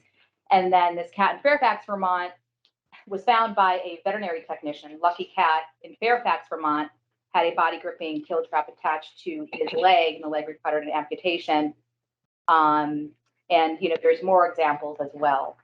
So we're curious, to hear, we think that the benefits of restricting these body gripping kill traps to underwater only far outweigh any possible benefits of allowing them on land, especially since from a ecological standpoint or, biological imperative, we really shouldn't be trapping Fisher and bobcat and even mink at all because they're vital predator species that should be protected, not killed. So that's all we have.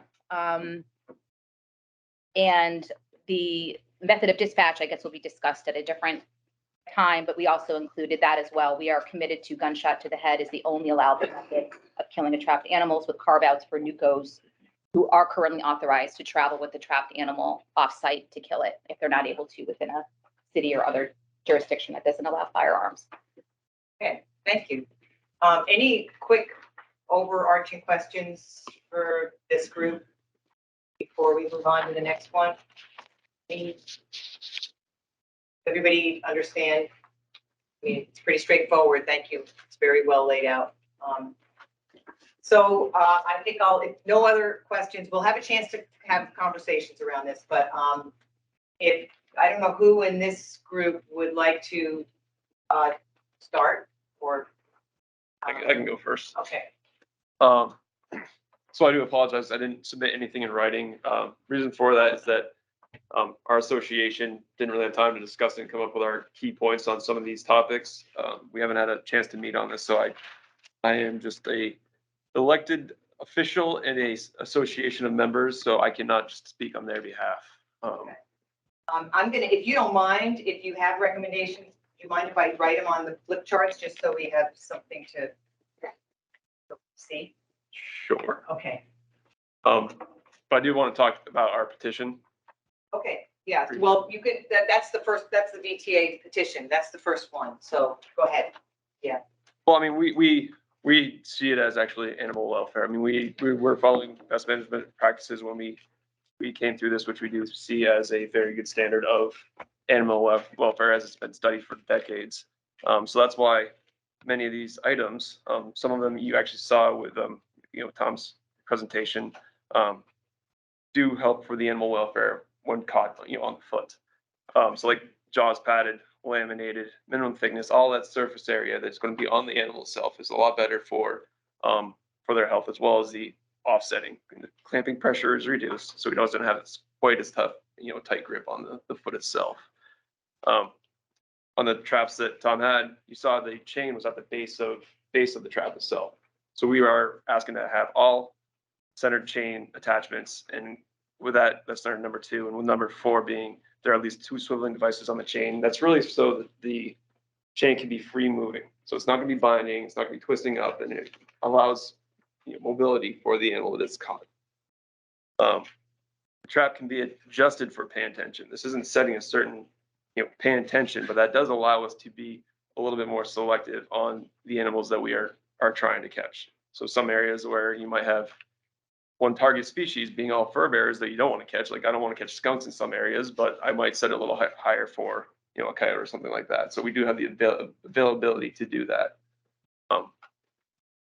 And then anchor traps being a minimum of 12 inches, a maximum of 18 inches. The reason for that is really we don't want to have these animals getting a running start when they are anchored, but we want to have them at least free moving, not pinned in one tight location, so they are free moving with that area.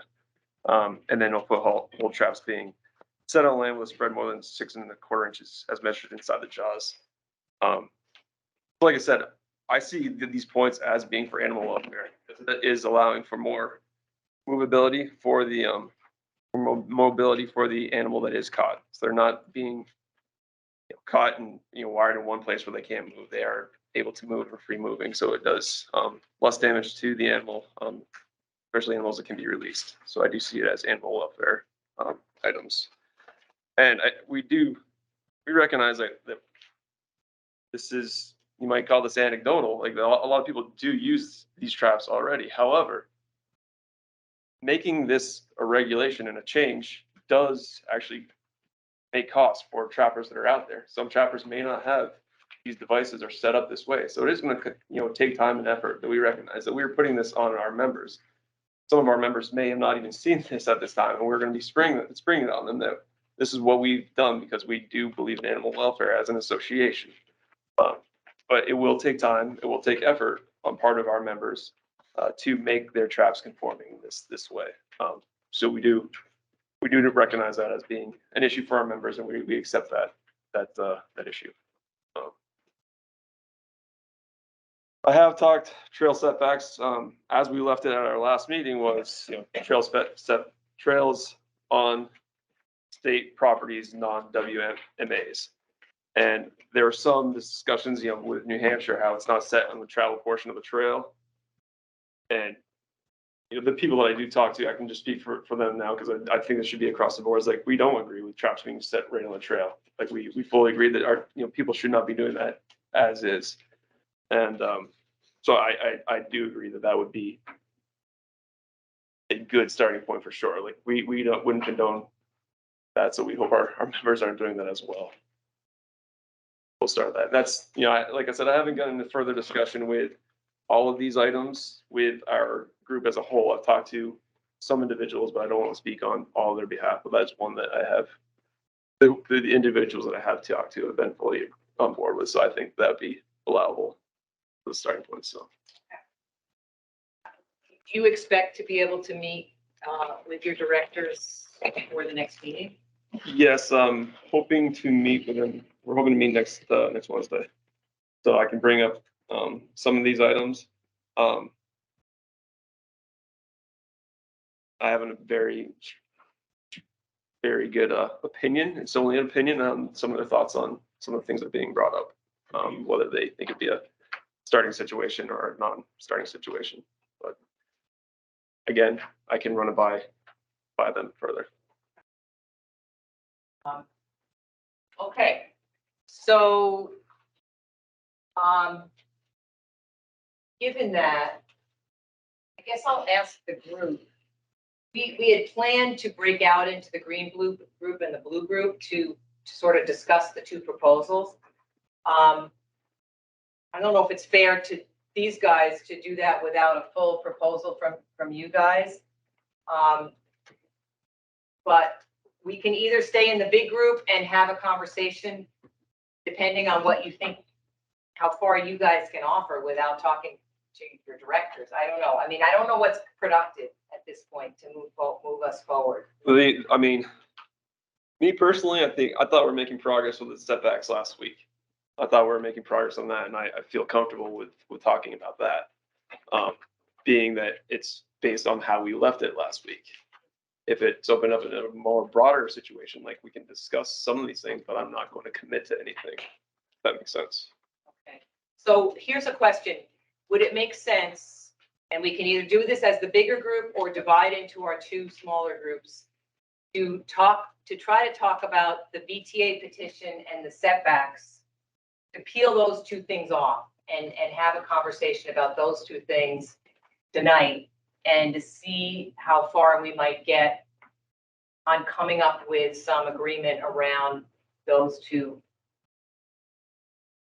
of the two of the four items that are on the table. Does that seem like that's, I mean, if somebody else has a better idea, let me know, but It's a better idea to stay in a in a bigger larger group, group, yeah. because somehow it gets lost trying to. Yeah, get it back. is hard if we don't have time to come back and talk it out together. I'm happy to stay in the bigger group, if that's what everybody thinks might be a better way to go. If everybody feels comfortable having a conversation with everybody in the big group, that's just what I want to make sure, is that nobody's too shy to speak up. I think the group dynamics have been very different. So I think if we separate, then it's not going to be as productive. Yeah, okay, that's fair. All right, so, you have any suggestions? Before we move on, are there any clarifying questions about the points Mark was able to walk through? Yes, thank you for that. I just wanted, I appreciate that there's a cost to trappers to modernize and put in a neutral BMP sets, something like that. And the legislature is aware of that, and that's why there's that section there. Asking the commissioner to look at mechanisms to fund, could be public money, could be private money, could be a combination of the two. So that, people can modernize. Or any out-of-pocket cost or reducing that.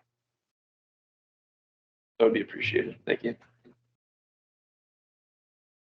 For some of those, I have a question. For some of those traps, isn't it just a matter of like maybe just buying like a laminate, so you can kind of like, you don't have to go out and buy all new traps, so there's not a huge cost associated with it. You could just buy pads to attach to it.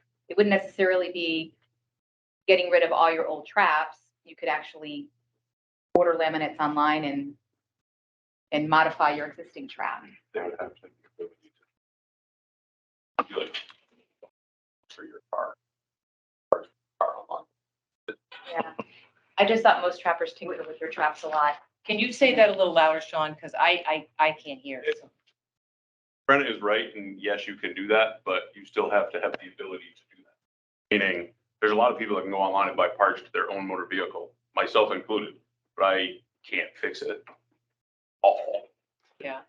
Well, and I'm assuming also that the 40% of the traps that failed, you might be able to upgrade those potentially, but some of them you may not be able to. I don't know. Yeah. Do you know, Tom? How many of the 40%? Well, not how many, but like, I mean, if you own one of the ones that failed, some of those you probably can upgrade as Brenna is suggesting. Some of those maybe not. Yeah, some of them may not have a center mounted swivel. Right. Or two swivels, or, yeah, so conceivably, but again, you're gonna have to Be able to fix be it. able to fix it. Yes. My offer previously, which was kind of shot down, was to get the kit out of my trunk and demonstrate how to modify traps, which I could do in 10 minutes if anyone wanted to watch it. But it's something I do with every single trapping education class I do. It's not hard, but it is a commitment, and it's something that people need to know how to do. And like Sean says, just because you can buy a lamination piece doesn't mean you can weld. So, or have a welder. And So can you weld yours? I weld. I work with school students who weld, so they do it for me. I free labor. Oh, I guess I would throw that to the group if anybody's interested in that. Just because we have limited time. Yeah, I would okay. vote for now. Prefer no. Anybody right now? If we have, maybe we can see if we can fit it in. If there's an interest, we could fit it into the next time. Yeah. Um, I don't expect there'll be an interest from the same people, but I'm just saying, I'm throwing it out there, and I can Yeah. get here early or stay late or Yeah. whatever. Yeah. Okay, that's a thought too, Kevin. It's Yep. people to come early or stay late. Yeah. Yes, Mr. Yeah, Senator. well, the only reason I mentioned that was because I didn't want to, have the bill come across as tone deaf to the fact that it's asking people to change practices and that there could be costs associated with it. So we were trying to find something that would be helpful. They turn out to be, I can tell, but show of this group or maybe based on their work. Thank you. Okay, so that's something you can bring back, Bruce, okay? So we'll stay in the big group. And since you guys started with the VTA petition, right? That was your number one first thing, was it? Or That was on we followed your agenda. Yeah, and was that the first thing on the agenda? Yeah. So does anybody have a concern about starting with the VTA petition? And I think we've got a general consensus that we're gonna move that forward. There's some disagreement as to how important it is in improving animal welfare. But, does anybody have any comments that they want to make to either the petition that the folks at HSU, SPOW, VWC put out, or to what Bruce went over in terms of what the VTA has said about the petition? Yeah. Yes, Rob. Seems to me, and maybe I'm getting what we're supposed to do wrong, but it seems we agree that the VTA petition should go forward. Okay. So I mean, we can just about disagree about any number of details within it. But it really matter as far as forward. I mean, that was kind of what our, You said. our recommendation Yeah. started with, that, we don't think it's going to improve animal welfare for a number of reasons, but I don't really want to waste people's time nitpicking stuff because there's just a fundamental difference of opinion. Okay. Well-informed opinion. So I don't want to waste time on that. Okay. All right, everybody. Yeah, go ahead. Kevin first, then. I'll defer to my colleague to. Okay. I was gonna ask him a question, so this is perfect. Okay. I was thinking, well, let's say, Tom, we went back to 1970 trap designs and got rid of all these laminated traps. Would there be an improvement in animal welfare if we went to these BMP styles that we're discussing? So as you read the features that are listed in the VTA petition, you'll see many of those features on the BMP traps. And going back to the early 80s, when a veterinarian named Vic Nettles and a veterinarian named Glenn Olson published separately on some of the initial padded traps with short change anchored in the center, dual swivels, lunge spring, they documented right away that they believed those features saw a reduction in animal injuries in the traps for coyotes, foxes. And so that's why the BMPs themselves were tested with many of those features built in, was because of these. This is even before BMPs. This was just when trap research was done by wildlife veterinarians at universities. The other element I would add is the patents on those traps themselves list those functional features as improving animal welfare from the manufacturer, that these features were making these traps different than the more commonly used traps, and the functionality of those 4 or 5 elements increased animal welfare. So I think there is science behind the element of, now whether it increases it to what level and what satisfaction for all parties, that's a more of a moving target. But I think there's both in the testing prior to BMPs and during BMPs, those features show themselves as relevant and germane towards welfare. So it just reminds me of something Brian White said to me, was that the goal of the BMPs was to reduce risk and improve animal welfare. And he sees them as a seatbelt law or a bike helmet law, in that you don't protect 100% of the people driving a car because they're wearing seatbelts. But if you're not wearing a seatbelt, your risk of injury is much higher. So we don't stop driving cars because we have injuries or deaths resulting from driving a car, but we do have laws about wearing seatbelts because it reduces the injury and death rate.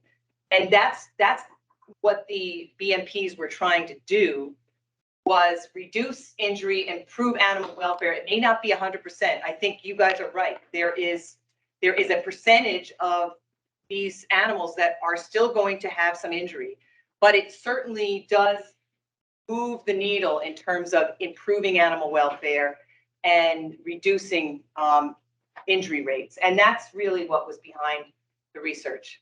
A question, well, not necessarily for Tom, but, in the BMP testing process, gunshot was the method that was used for killing trapped animals, and traps were always checked before noon. So if we're using the APWA's BMPs, why are we not adopting that?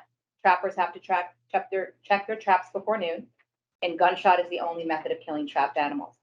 So that's why there's a lot that I'm just fundamentally confused about, which sections we're endorsing, which sections we're forgetting. That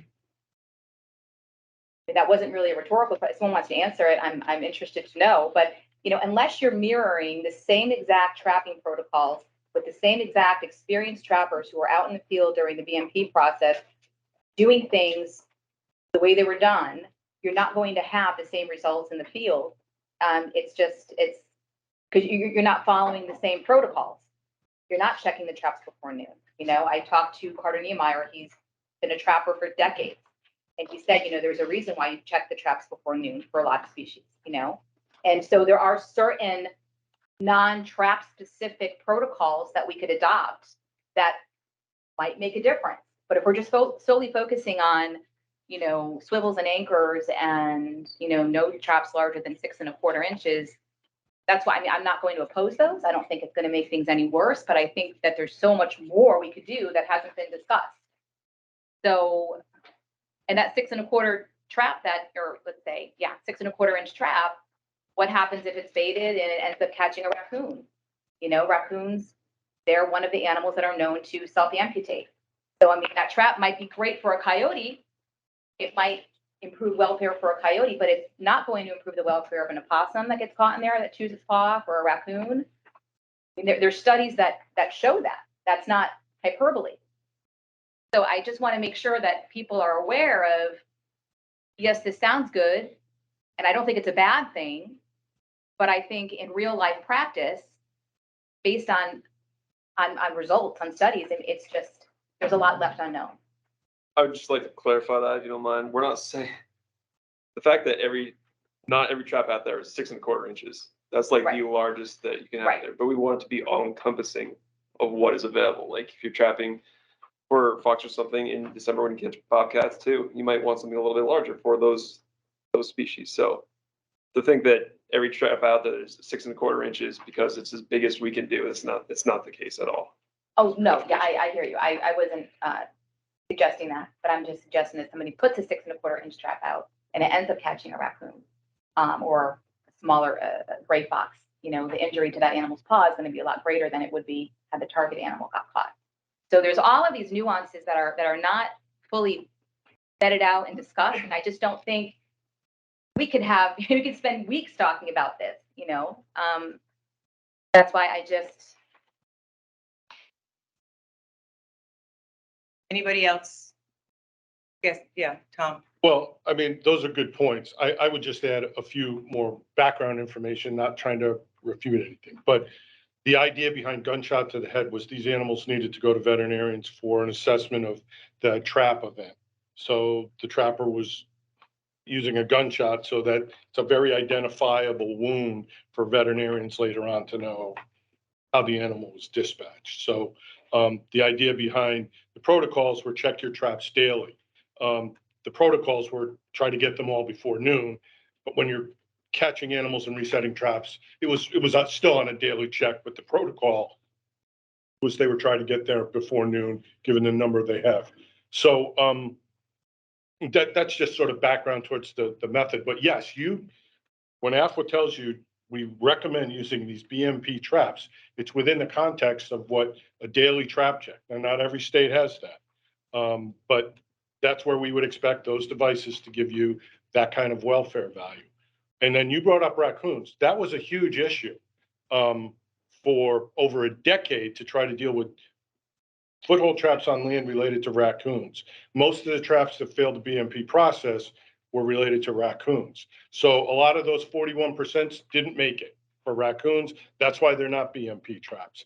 And there are a number of organizations that don't like the fact that so many of those traps passed that are out there as well in the trapper world of organizations too. So people didn't like the results oftentimes because of in different directions for different reasons, which are fine, but the protocols were still scientific and the results we'd still expect you to get. Those features are part of bringing those results forward. Okay.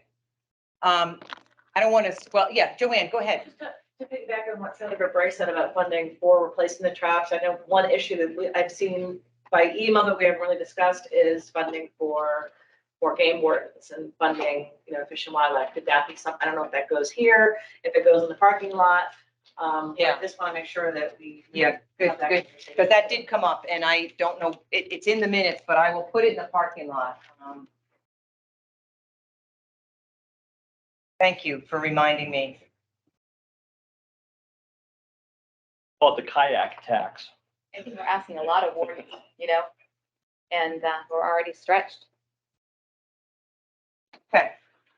All right, I mean, you know, it sounds like we can move off of this topic unless anybody has any other comments. It sounds like there's consensus around moving this forward. And some disagreement over how effective it'll be, but some acknowledgement that it's gonna make it better and not worse. Just for point of clarification, traffic check before noon is not part of this. That was just a No, it's not part of your proposal, sorry. I'm gonna actually, Getting a lot of trouble. okay, this was the conversation here. So that's separate from yours, thank you. Group conversation, I will make a note. Closing 8 AM. This is in the context where 80% of traps used according to the BMP process are now BMP compliant. So it's not like we're talking about half the traps out there are having trouble. It's 20% might need improvement or replacement. So that's a huge benefit right now. We already have in place with those criteria not being something where trappers have to jump through a whole bunch of new hoops necessarily. Like, oh yeah, this is going on already. I just got to duplicate this where it's working. All right, any other comments before I think we'll move to setbacks and see if we can make any headway on those? Yes, Rob. And I may be jumping back. I put it in the parking lot, Okay, but thank you. just since it came up a couple times and was an issue before on gunshot for dispatch. And as I said, I recognize there's times you're not going to be safe necessarily. And where's the problem? How you put that in a reg? It's not really much of a regulation. Just had an idea pop into my head, as things sometimes do. If you had a regulation where gun dispatch was the preferred and mandated dispatch, unless the trapper judges it to be unsafe. But if that's the case, then everybody's got a phone. Take a couple pictures to show why you thought it was unsafe and make that report with the trap to a warden. You don't have to call a warden to do it, but just report why you felt it was unsafe. Just thought that'd be a way to kind of increase the use of firearms, but not force somebody to feel pressure to do it when it can't be done without risk of harm to somebody else. Just wanted to throw it out before I forgot it. Okay, but Rob, do you mind if I put that in the parking lot? Oh, not at all. Okay. Because I think we already agreed we're gonna wait until the veterinary group gets back to us on that anyway. Okay, thank you. I just wanted to float around the. Okay. Would it be possible, we've spent a lot of time on the trap setbacks, would it be possible to talk about, we haven't really talked about the restricting body grip and kill traps to underwater only. I really haven't seen a lot of day at all yet. Yeah, I think the problem with that, and correct me if I'm wrong, is that you can't speak to that at this point. You people, you three can't really speak to it. I can give you a pretty good idea that in water only would not go very far at all with our group. That's just my gut feeling. Because I mean, it's a very significant thing to take away. It's a very effective, it's a very useful tool, and I don't build a house with just a hammer. We use other tools as well. So if you put it underwater, we had a conversation last week about submerging or being set close to a dam. I mean, there are a lot of animals that do not travel fully submerged. There are quite a few of them, but they will run in water and they're not fully submerged all the time. So this would kind of effectively just eliminate this one type of trap, altogether for us. So I guess my feeling, Brenna, is I would prefer to see these guys have a conversation about this before we discuss it today. I think it's probably premature if we want to have a constructive conversation. So if you're okay with it, I would ask that Bruce bring it up and talk about maybe some alternative options at the directors meeting, or Bruce and Kevin and Chris, and see if there's some proposal that you're willing to consider. So we can have a more productive conversation next time. Is that okay? Yeah, yeah. I mean, I know, again, our original recommendations were like 10, I think, and now we're down to 4. And really the only one that, has really been discussed and with opposition, the trap setback. And there's a lot of other things that we Yeah. like to see the light of day because the working group has discussed ways to improve animal welfare. And we put forth, a number of recommendations that would fulfill that legislative mandate, and they really haven't been discussed by the full group yet. Well, I think, and correct me if I'm wrong, you guys, I think that was the purpose of the first meeting, was to go through those 10 items that you guys proposed and see which ones fit under the legislative mandate. And I think that's how the group came to some consensus around the 5 items that is that everybody's recollection?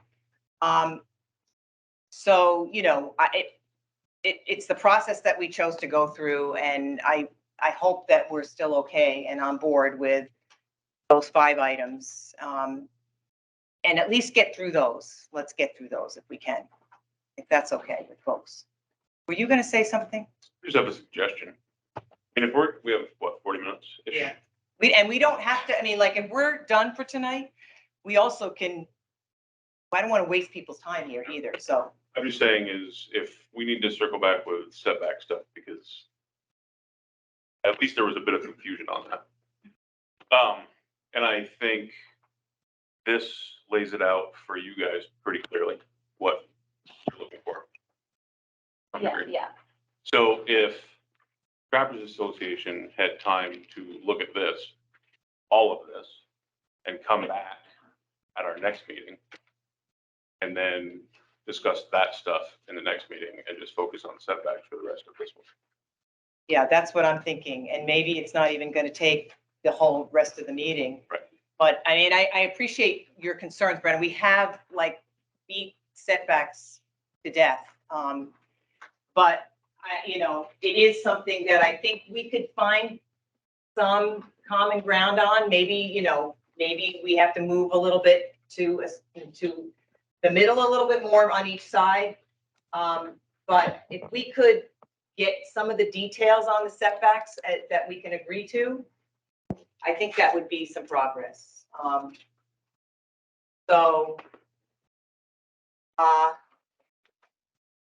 So these guys are starting with setbacks not on the travel portion of the trail. Yep. And You never finished out your question. Was there any final comments on the VTA thing? Although I think we all agreed we wanted it to move forward. Thank you. Yes. But yes. that was the last Glad thing. somebody's keeping track And of then me. we can move very quickly Yeah. to where you're headed. Okay, But I appreciate I it. had just 2 quick points, Okay. and they're related to the AFO BMPs. On the second bullet says fails to consider that one. That doesn't evaluate compounding effect of multiple lesser injuries. And one of the whole protocols is the cumulative injury score that Bryant and the veterinarian talked about. So it does very much take into effect cumulative injuries of lesser kinds that can get you over to 55 points and can fail the trap. That's one way it can fail, just as a point of clarity. The other element says fail to consider behavioral and physiological responses. I think it's more accurate to say it doesn't include that, but we did consider it. We considered it very heavily with veterinarians, with statisticians, and there is no ISO standard for physiological responses to measure towards animal welfare. And just the example I would give you is there was a researcher named Terry Krieger. He studied red foxes. He studied 4 groups of red foxes, those caught in foothold traps, cage traps, those that are sleeping next to a bale of hay, and those that were in a confined area, but looking at rabbits. And he measured their cortisol values through those 4 experiences: sleeping, looking at a prey item, and 2 trap types. The highest cortisol values were in the foxes looking at the rabbits. The conclusion is that's a measure it does multiple times a day for its own survival. So the element of cortisol values, like to measure stress, and there's 2 kinds of stress: short-term stress, long-term stress. Long-term stress is really detrimental to a lot of organisms, including human beings. But it was that we couldn't replicate any kind of meaningful physiological measures to make any sense towards what it meant towards the welfare of animals. And seeing those injuries, as the veterinarians talked about, really tells you what the effect was of the device. So it was very much considered and discussed. It doesn't include it, but not because it failed to contemplate the whole element of physiological responses, just for clarity. If I could just respond quickly to that, testing cortisol levels, I know would be challenging, right? Like you just gave an example of, but there's a Canadian trap researcher who's also a trapper. His recommendation was to really see, an animal's stress level, or if they're lunging, or if they're, is to set remote trail cameras next to where you're setting a leg hold trap, set remote trail cameras and watch the animal. I mean, the only way to see if an animal is suffering from, psychological trauma and lunging and whatever else they do when they're immobilized in a trap is to videotape the animal. So that is a great way. Now, we haven't shared these videos because I don't want it to go there, but there's a video of a coyote caught in a padded leg hold trap, and a video of it. I mean, the animal is clearly suffering. So there's a whole, to measure suffering is hard. And I think one way you can measure it is to see what that animal is doing remotely. Not when because I think if you're a trapper and you're approaching the animal and you videotape it, of course the animal is going to maybe not behave as it would if it was in the trap without you there.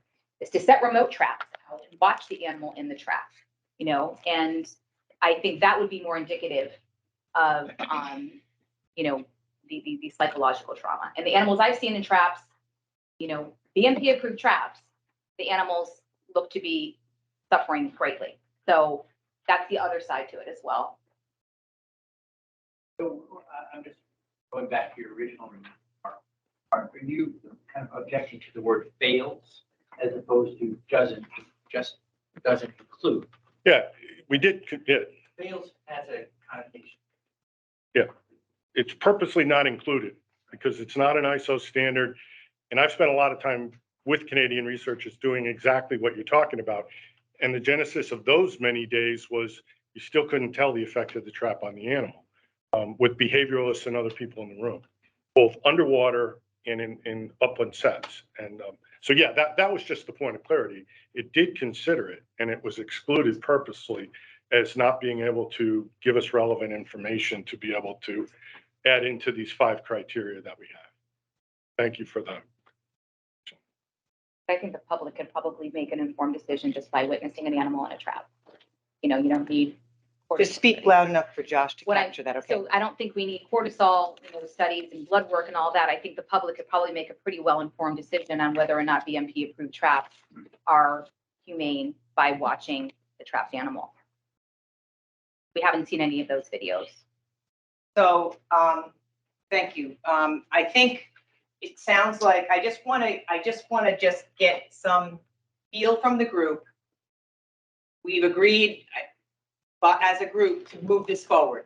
And there's obviously still some issues around, what people think about them, but I think in general, people feel like there's reason enough to move this VTA petition forward. I think I will go around the room and just ask everybody to just say that, so we make sure that everybody's on board. Kim, before you Yes. clarify what you mean by forward at this point in the process. Well, that it becomes one of the recommendations that the department makes, or that this working group makes to the commissioner.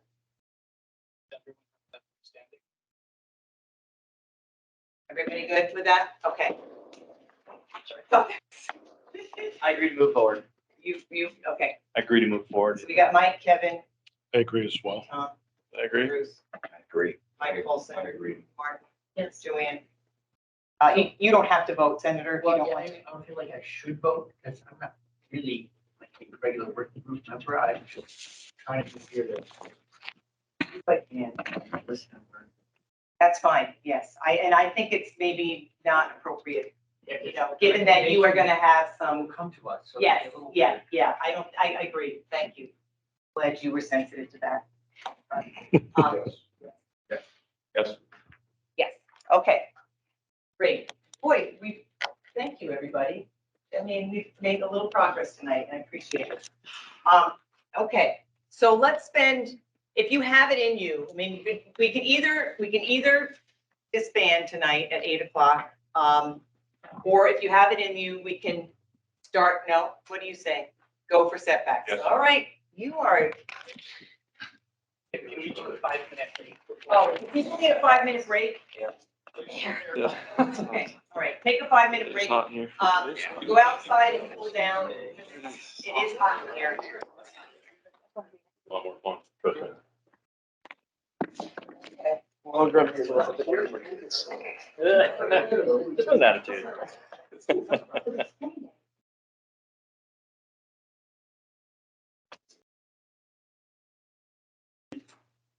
Don't people like bond under kind of stressful conditions? We're like just trying to live through this. Let's not eat each other. Lord of the Flies, come on. Okay, I am gonna, let me see, should I move this? Can everybody see this if I keep it here and not try to move it? Can you? Is that good? All right. We have everybody. We're just waiting. Some people are in the bathroom. We're missing Tom and Mike. Okay. Chris, can I note for the record that it's 80 degrees in the room? Just put you down as saying that. Yeah, we hear you. I'm sorry? Can I note for the record? Oh, absolutely. You know, yeah, I'm all about the record. Josh is doing a good job for us, there, Jim. He's, I mean, those minutes are, Yeah. I'm surprised his hands don't like spasm. Who hired you, Josh? Who's the winner? The committee? Committee went. I'll take 15 tomorrow. Easy. Yeah. I was gonna Okay. volunteer. Is Mike right behind you, Tom? He's behind me. Oh, where did Mike go? Is he still stuck outside? Maybe. Yeah, he might not be able to get in. Okay, well, let's, Huh? He's on his way. okay. All right.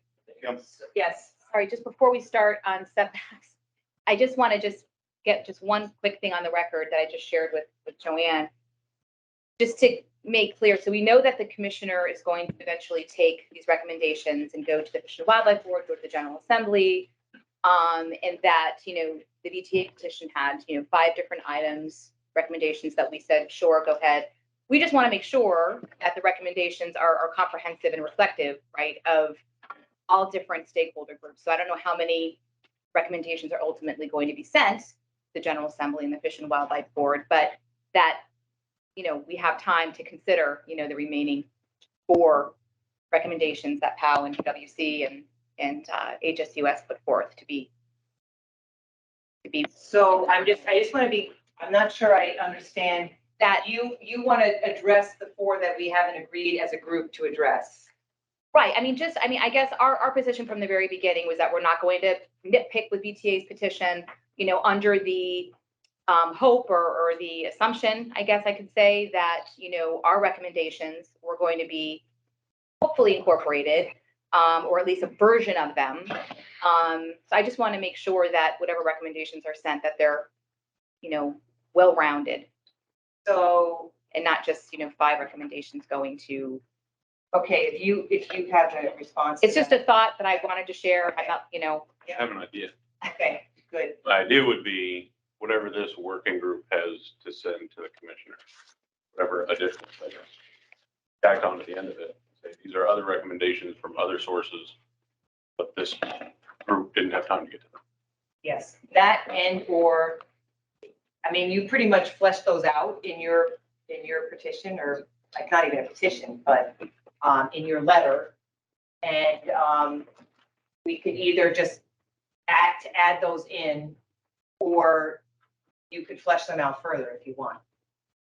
I guess it's just my hope from the beginning was that we can move forward in good faith, accepting VTA's petition items and, hopefully accepting more than 1 or 2 of POW's. That's all I'm saying, is that in good faith, we wanted to work together and get something that was meaningful to improve animal welfare. And that, we hope it's just not a short list. Well, I think what we did was go through the legislation in the first meeting and pull out those things that were in your list that met the legislative mandate. Right. So there may be a different process for addressing your other items. But I think we all agreed as a group that the 5 items that are in the minutes and have been on the board are the 5 items that this working group is gonna address. Is that, Yep. does that sound, I mean, The vote that we just made on BTA petition, did we just vote to have that, is that approved now to go to the commissioner as part of his recommendation? one of the recommendations. So that's, so now we're down to 1, so right, Right. so now we So can. now we're moving on to this one, and then we're gonna move on to the other 2. Okay? Is that okay? Okay, all right. So let's see if we can make any headway in 15 minutes on setbacks. So just reiterate your proposal again, just for the sake of, so we know what the VTA, HSUS, BWC. Well, it's changed, because we wanted to make it consistent. Yeah, that's why the one that you sent to us yesterday. 500. Yeah, thank you. So this is, so we have let's just say we have 2 proposals. One right now is not to set on the travel portion of the trail. The second one is, go ahead, Brenna, just. A 500-foot setback for public trails, class 4 roads, playgrounds. We just quoted the legislative mandate. Parks and other public locations where persons may reasonably be expected to recreate.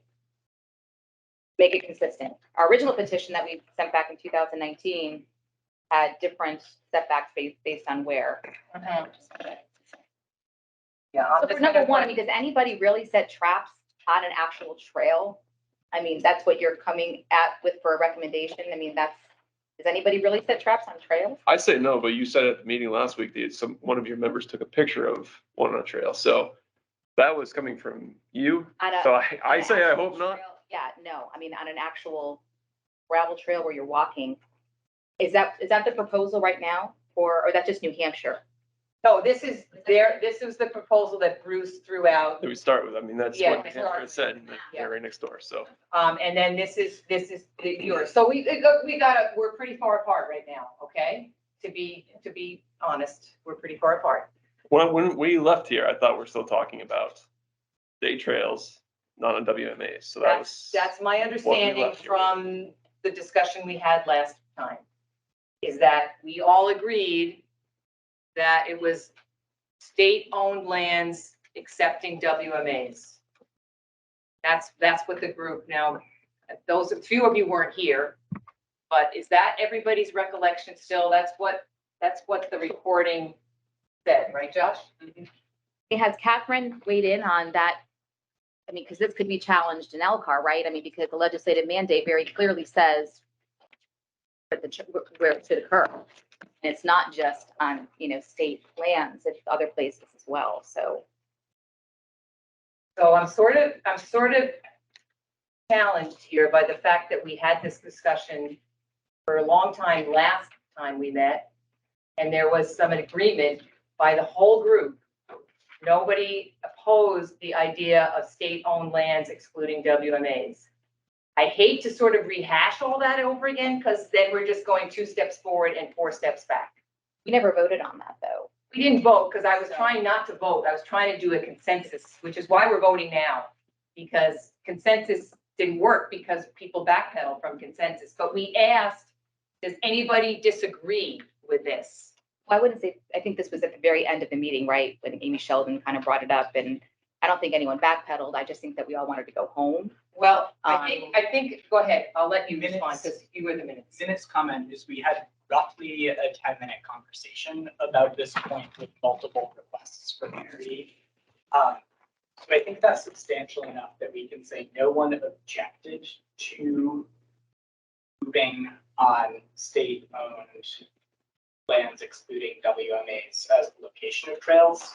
Where it seems like we are now is trying to decide, is that the scope of what we're looking at, or are we going to build from? And that seems like it's the point of contention that I'm hearing.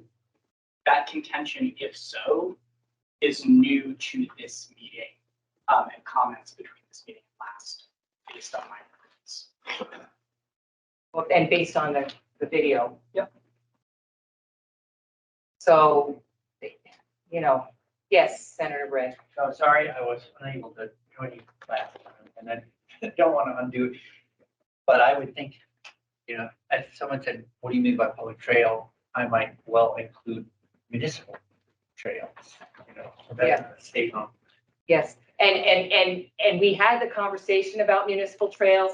The reason why they weren't included is because trappers need permission from the town to trap on municipal lands.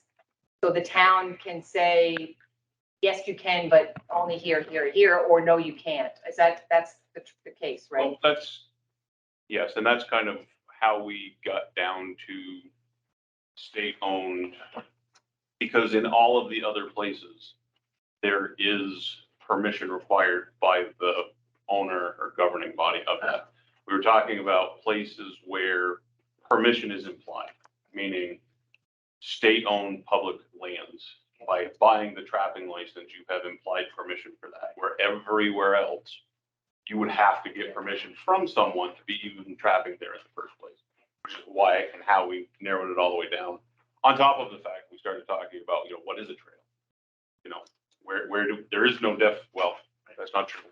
There's not really good, clear definitions of what a public trail is anywhere.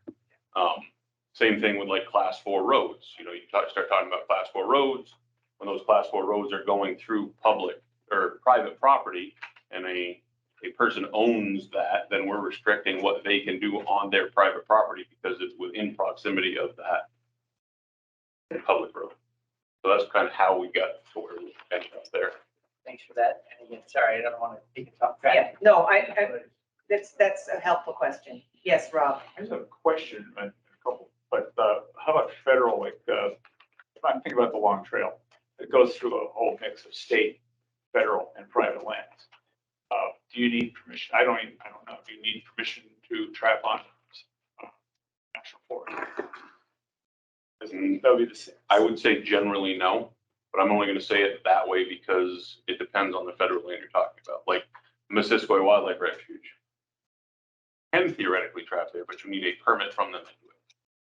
So it's not a blanket thing where yes, you can. And I mean, it's the same thing with even state land because, you know, like up at Sandbar, could trap there theoretically if you've got a permit from the park to do it, but it's not implied that you can. And if I recall Catherine's presentation, there are some policy restrictions already on parks Yes. lands. Yep.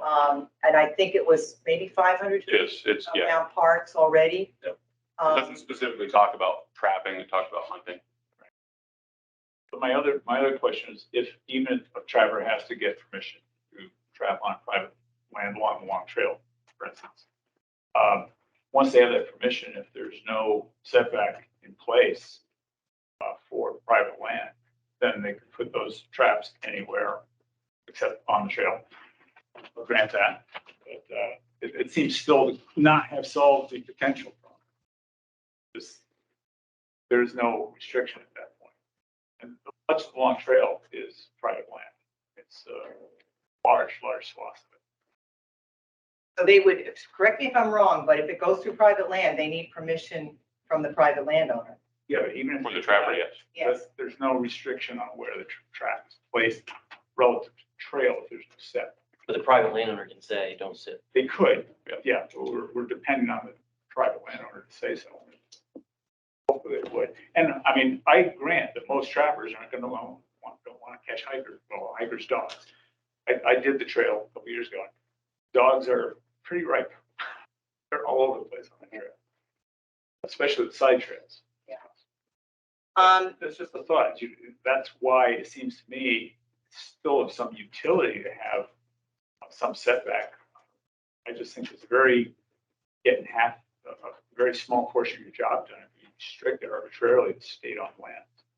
And there are published trail systems that you could say it must be a published trail or something like that.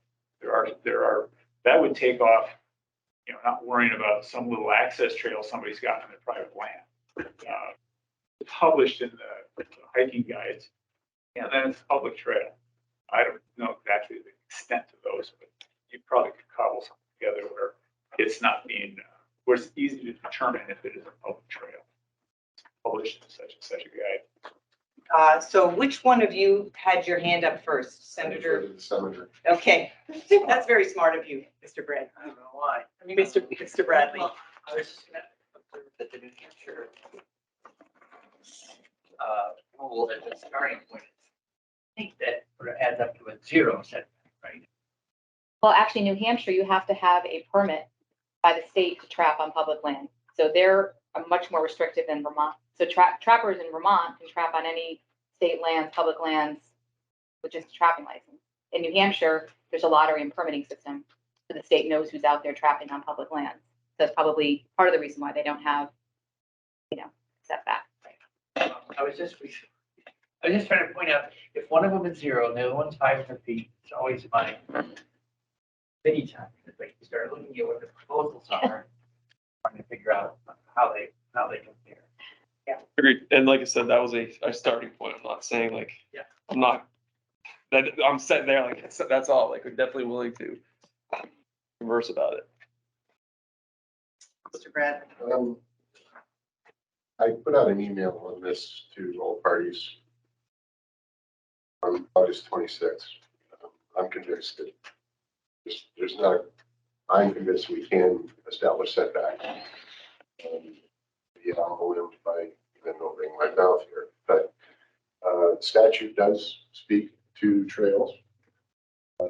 10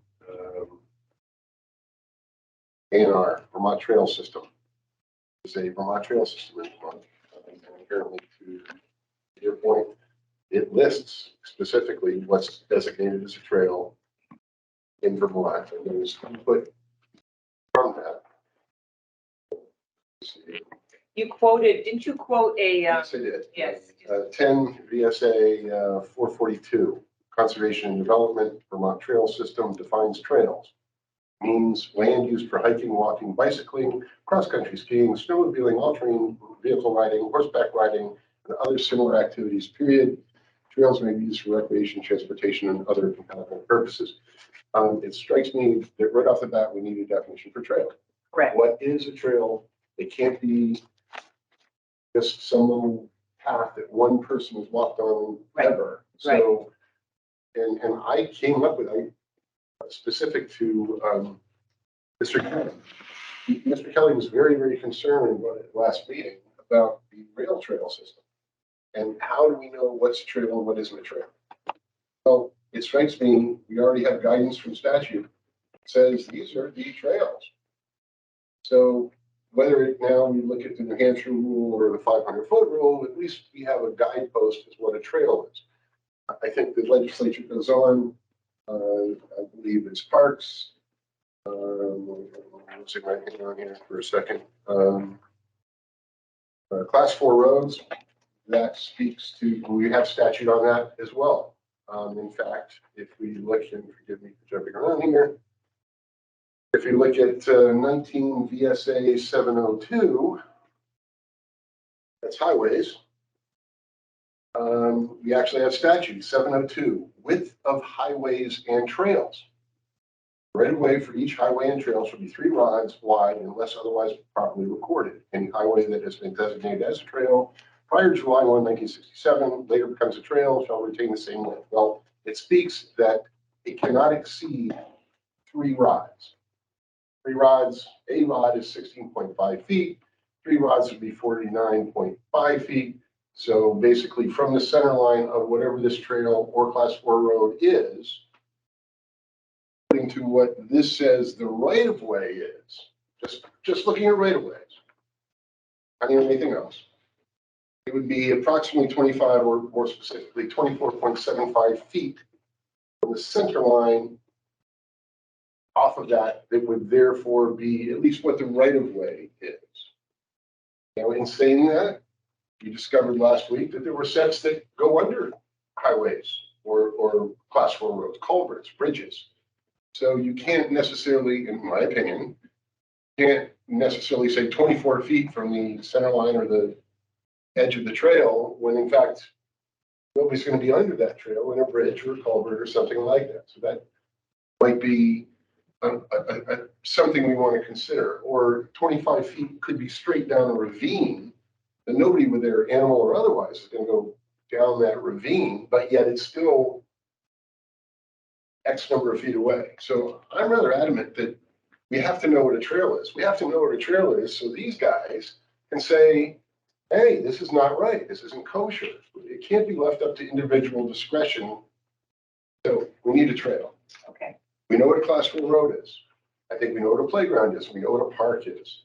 Now we circle around to what my initial question was before we broke. Say this was specific to animals, the pets and humans, not all human activity that may not involve pets. So I would suggest we need a trail definition. I think we have one in statute. I think we know what the width of that is. So center line to 24 feet. I have to say, and I think this was mentioned in the last meeting, that it's recommended that when people are outside with their animals, they're put on leashes. So I start thinking, it's like, what's the length of an average leash for an animal? Is it 25 feet, really? In the woods? Retractable, yeah, retractable is, but. Well, retractables usually go out to 15, I checked. So, They're 26 feet, okay, all right, well, that's fine. so, all right, well, so we have some length possible discussions to say that's the reasonable length of time, because length of distance. I'll stop there. Okay, We good do have some timing. guidance from statute. Good timing. I guess I would ask Mark if maybe Catherine can look into this a little bit more. I know she's, she gave us the presentation, but it wasn't clear to me either, what would be the best definition for a trail, and maybe we can bring that back. Senator, maybe you can tell us the answer. Well, no, I would count on Catherine now. But I was just gonna say Commissioner Snyder or someone in his office could be helpful about the Right. trail system, because there are many trails that aren't. That is sort of I think that's a very relatively small subset of trails are built and that part of the goal of that trail system is that there'll be benefits that will accrue to people that sort of step up and use construction BMP. So they're well designed in terms of managing traffic and water and wetlands and all that stuff. But I don't know what percentage from a trail that this group would ordinarily think of as a trail is actually covered by that. And I recognize, I mean, but it struck me as at least the guidepost. Yeah, no, I'm not disagreeing. I'm just saying I would think it would be helpful to get more. And another guidepost would be Dave Kelly sent case law for, public location, because we keep overlooking, the legislative mandate for public locations as well. And he provided case law study on what's public locations. So what I'm going to suggest is we'll ask Catherine between now and the next meeting, perhaps to help us come up with some suggestions for a definition of trails.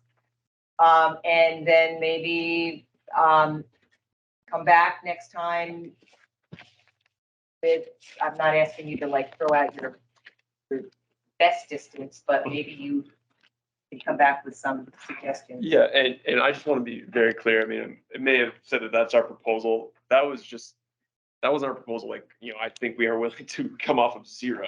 Okay. It was my understanding that last year somebody said, last meeting, it was stated that somebody saw a trap on a trail. I mean, obviously, hopefully nobody is doing that in Vermont, because I would not condone that at all. Yes, someone's dog got trapped while walking a trail, but the trap wasn't on the actual trail. That might have been my misunderstanding. So that was just saying, I don't want anybody trapping on trails either. I don't think anybody that in the trapping community wants that either. So I'm not stating that's our starting point. Okay. That's it. So I just want to be very clear on that. All right. I am going to continue to try to press us to stick to the decisions that we make in these meetings, because just so that we can keep moving forward. So I will end by saying we'll look into definitions of trails. Let's start our conversation next time. We'll figure out an agenda, Josh and the rest of us. But we'll start our conversation on setbacks. Kevin? I'm sorry, can I give Chris an assignment that he'll report to all of us? Go through that data set of pets that were caught and find out how many of them were near public trails, class 4 roads, playgrounds, parks, and other public locations, as much as he can possibly do. Not gonna. Yeah. Not gonna be in there. That's gonna be reliant on that information being given to the warden and the warden finding it relevant enough to be put in a case, and it's just not gonna be there.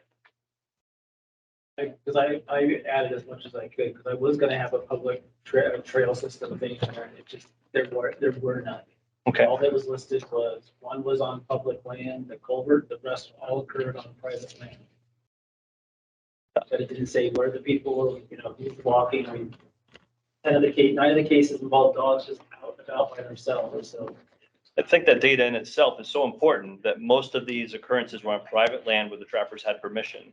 And we're talking about public land where there is not a tremendous problem. So if we can identify that, I think that will help us with our recommendations a little bit. Because since kids are not getting caught in playgrounds and since, parks are not a dangerous place because of trappers, we should really keep that in consideration. My closing, thanks. Okay. I just think you're not We're gonna give find you that. the last, well, I guess I have to give Senator and Mark the last word. Thank you. Are we asking Catherine to look at a definition of a public trail, not a class 4 road? That's already. Yeah, I think let's start with trails. I think class 4 roads, I'm willing to, maybe Sean and I can meet with her and of course, and just, I don't know if we've had this conversation, but we've never really nailed down, or I'd like to see a map of what the definition looks like. Well, she's had concerns expressed to me as a commissioner of trails that are not on public land. Because of all the other statutes and regulations that regulate traffic on land owned by municipalities and private people. Yeah, I think Really we still. feels- I know she's talking, Commissioner. Just a point, things are already existing laws. So that's her feeling, but now I think you're gonna stumble over, what do you mean by a trail? I have trails behind my house and gravel pit that's there.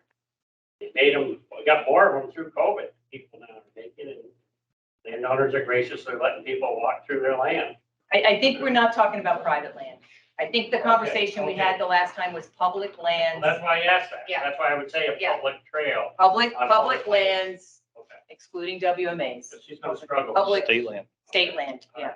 Simples. I'm just gonna let Senator Bray close. You are the closing statement, Closer. the closer, yes. All I was gonna say is, I hope that we can check in with, whether it's Catherine or Commissioner Snyder. Yes. On how many of, it's great that you were digging into green books to find those definitions.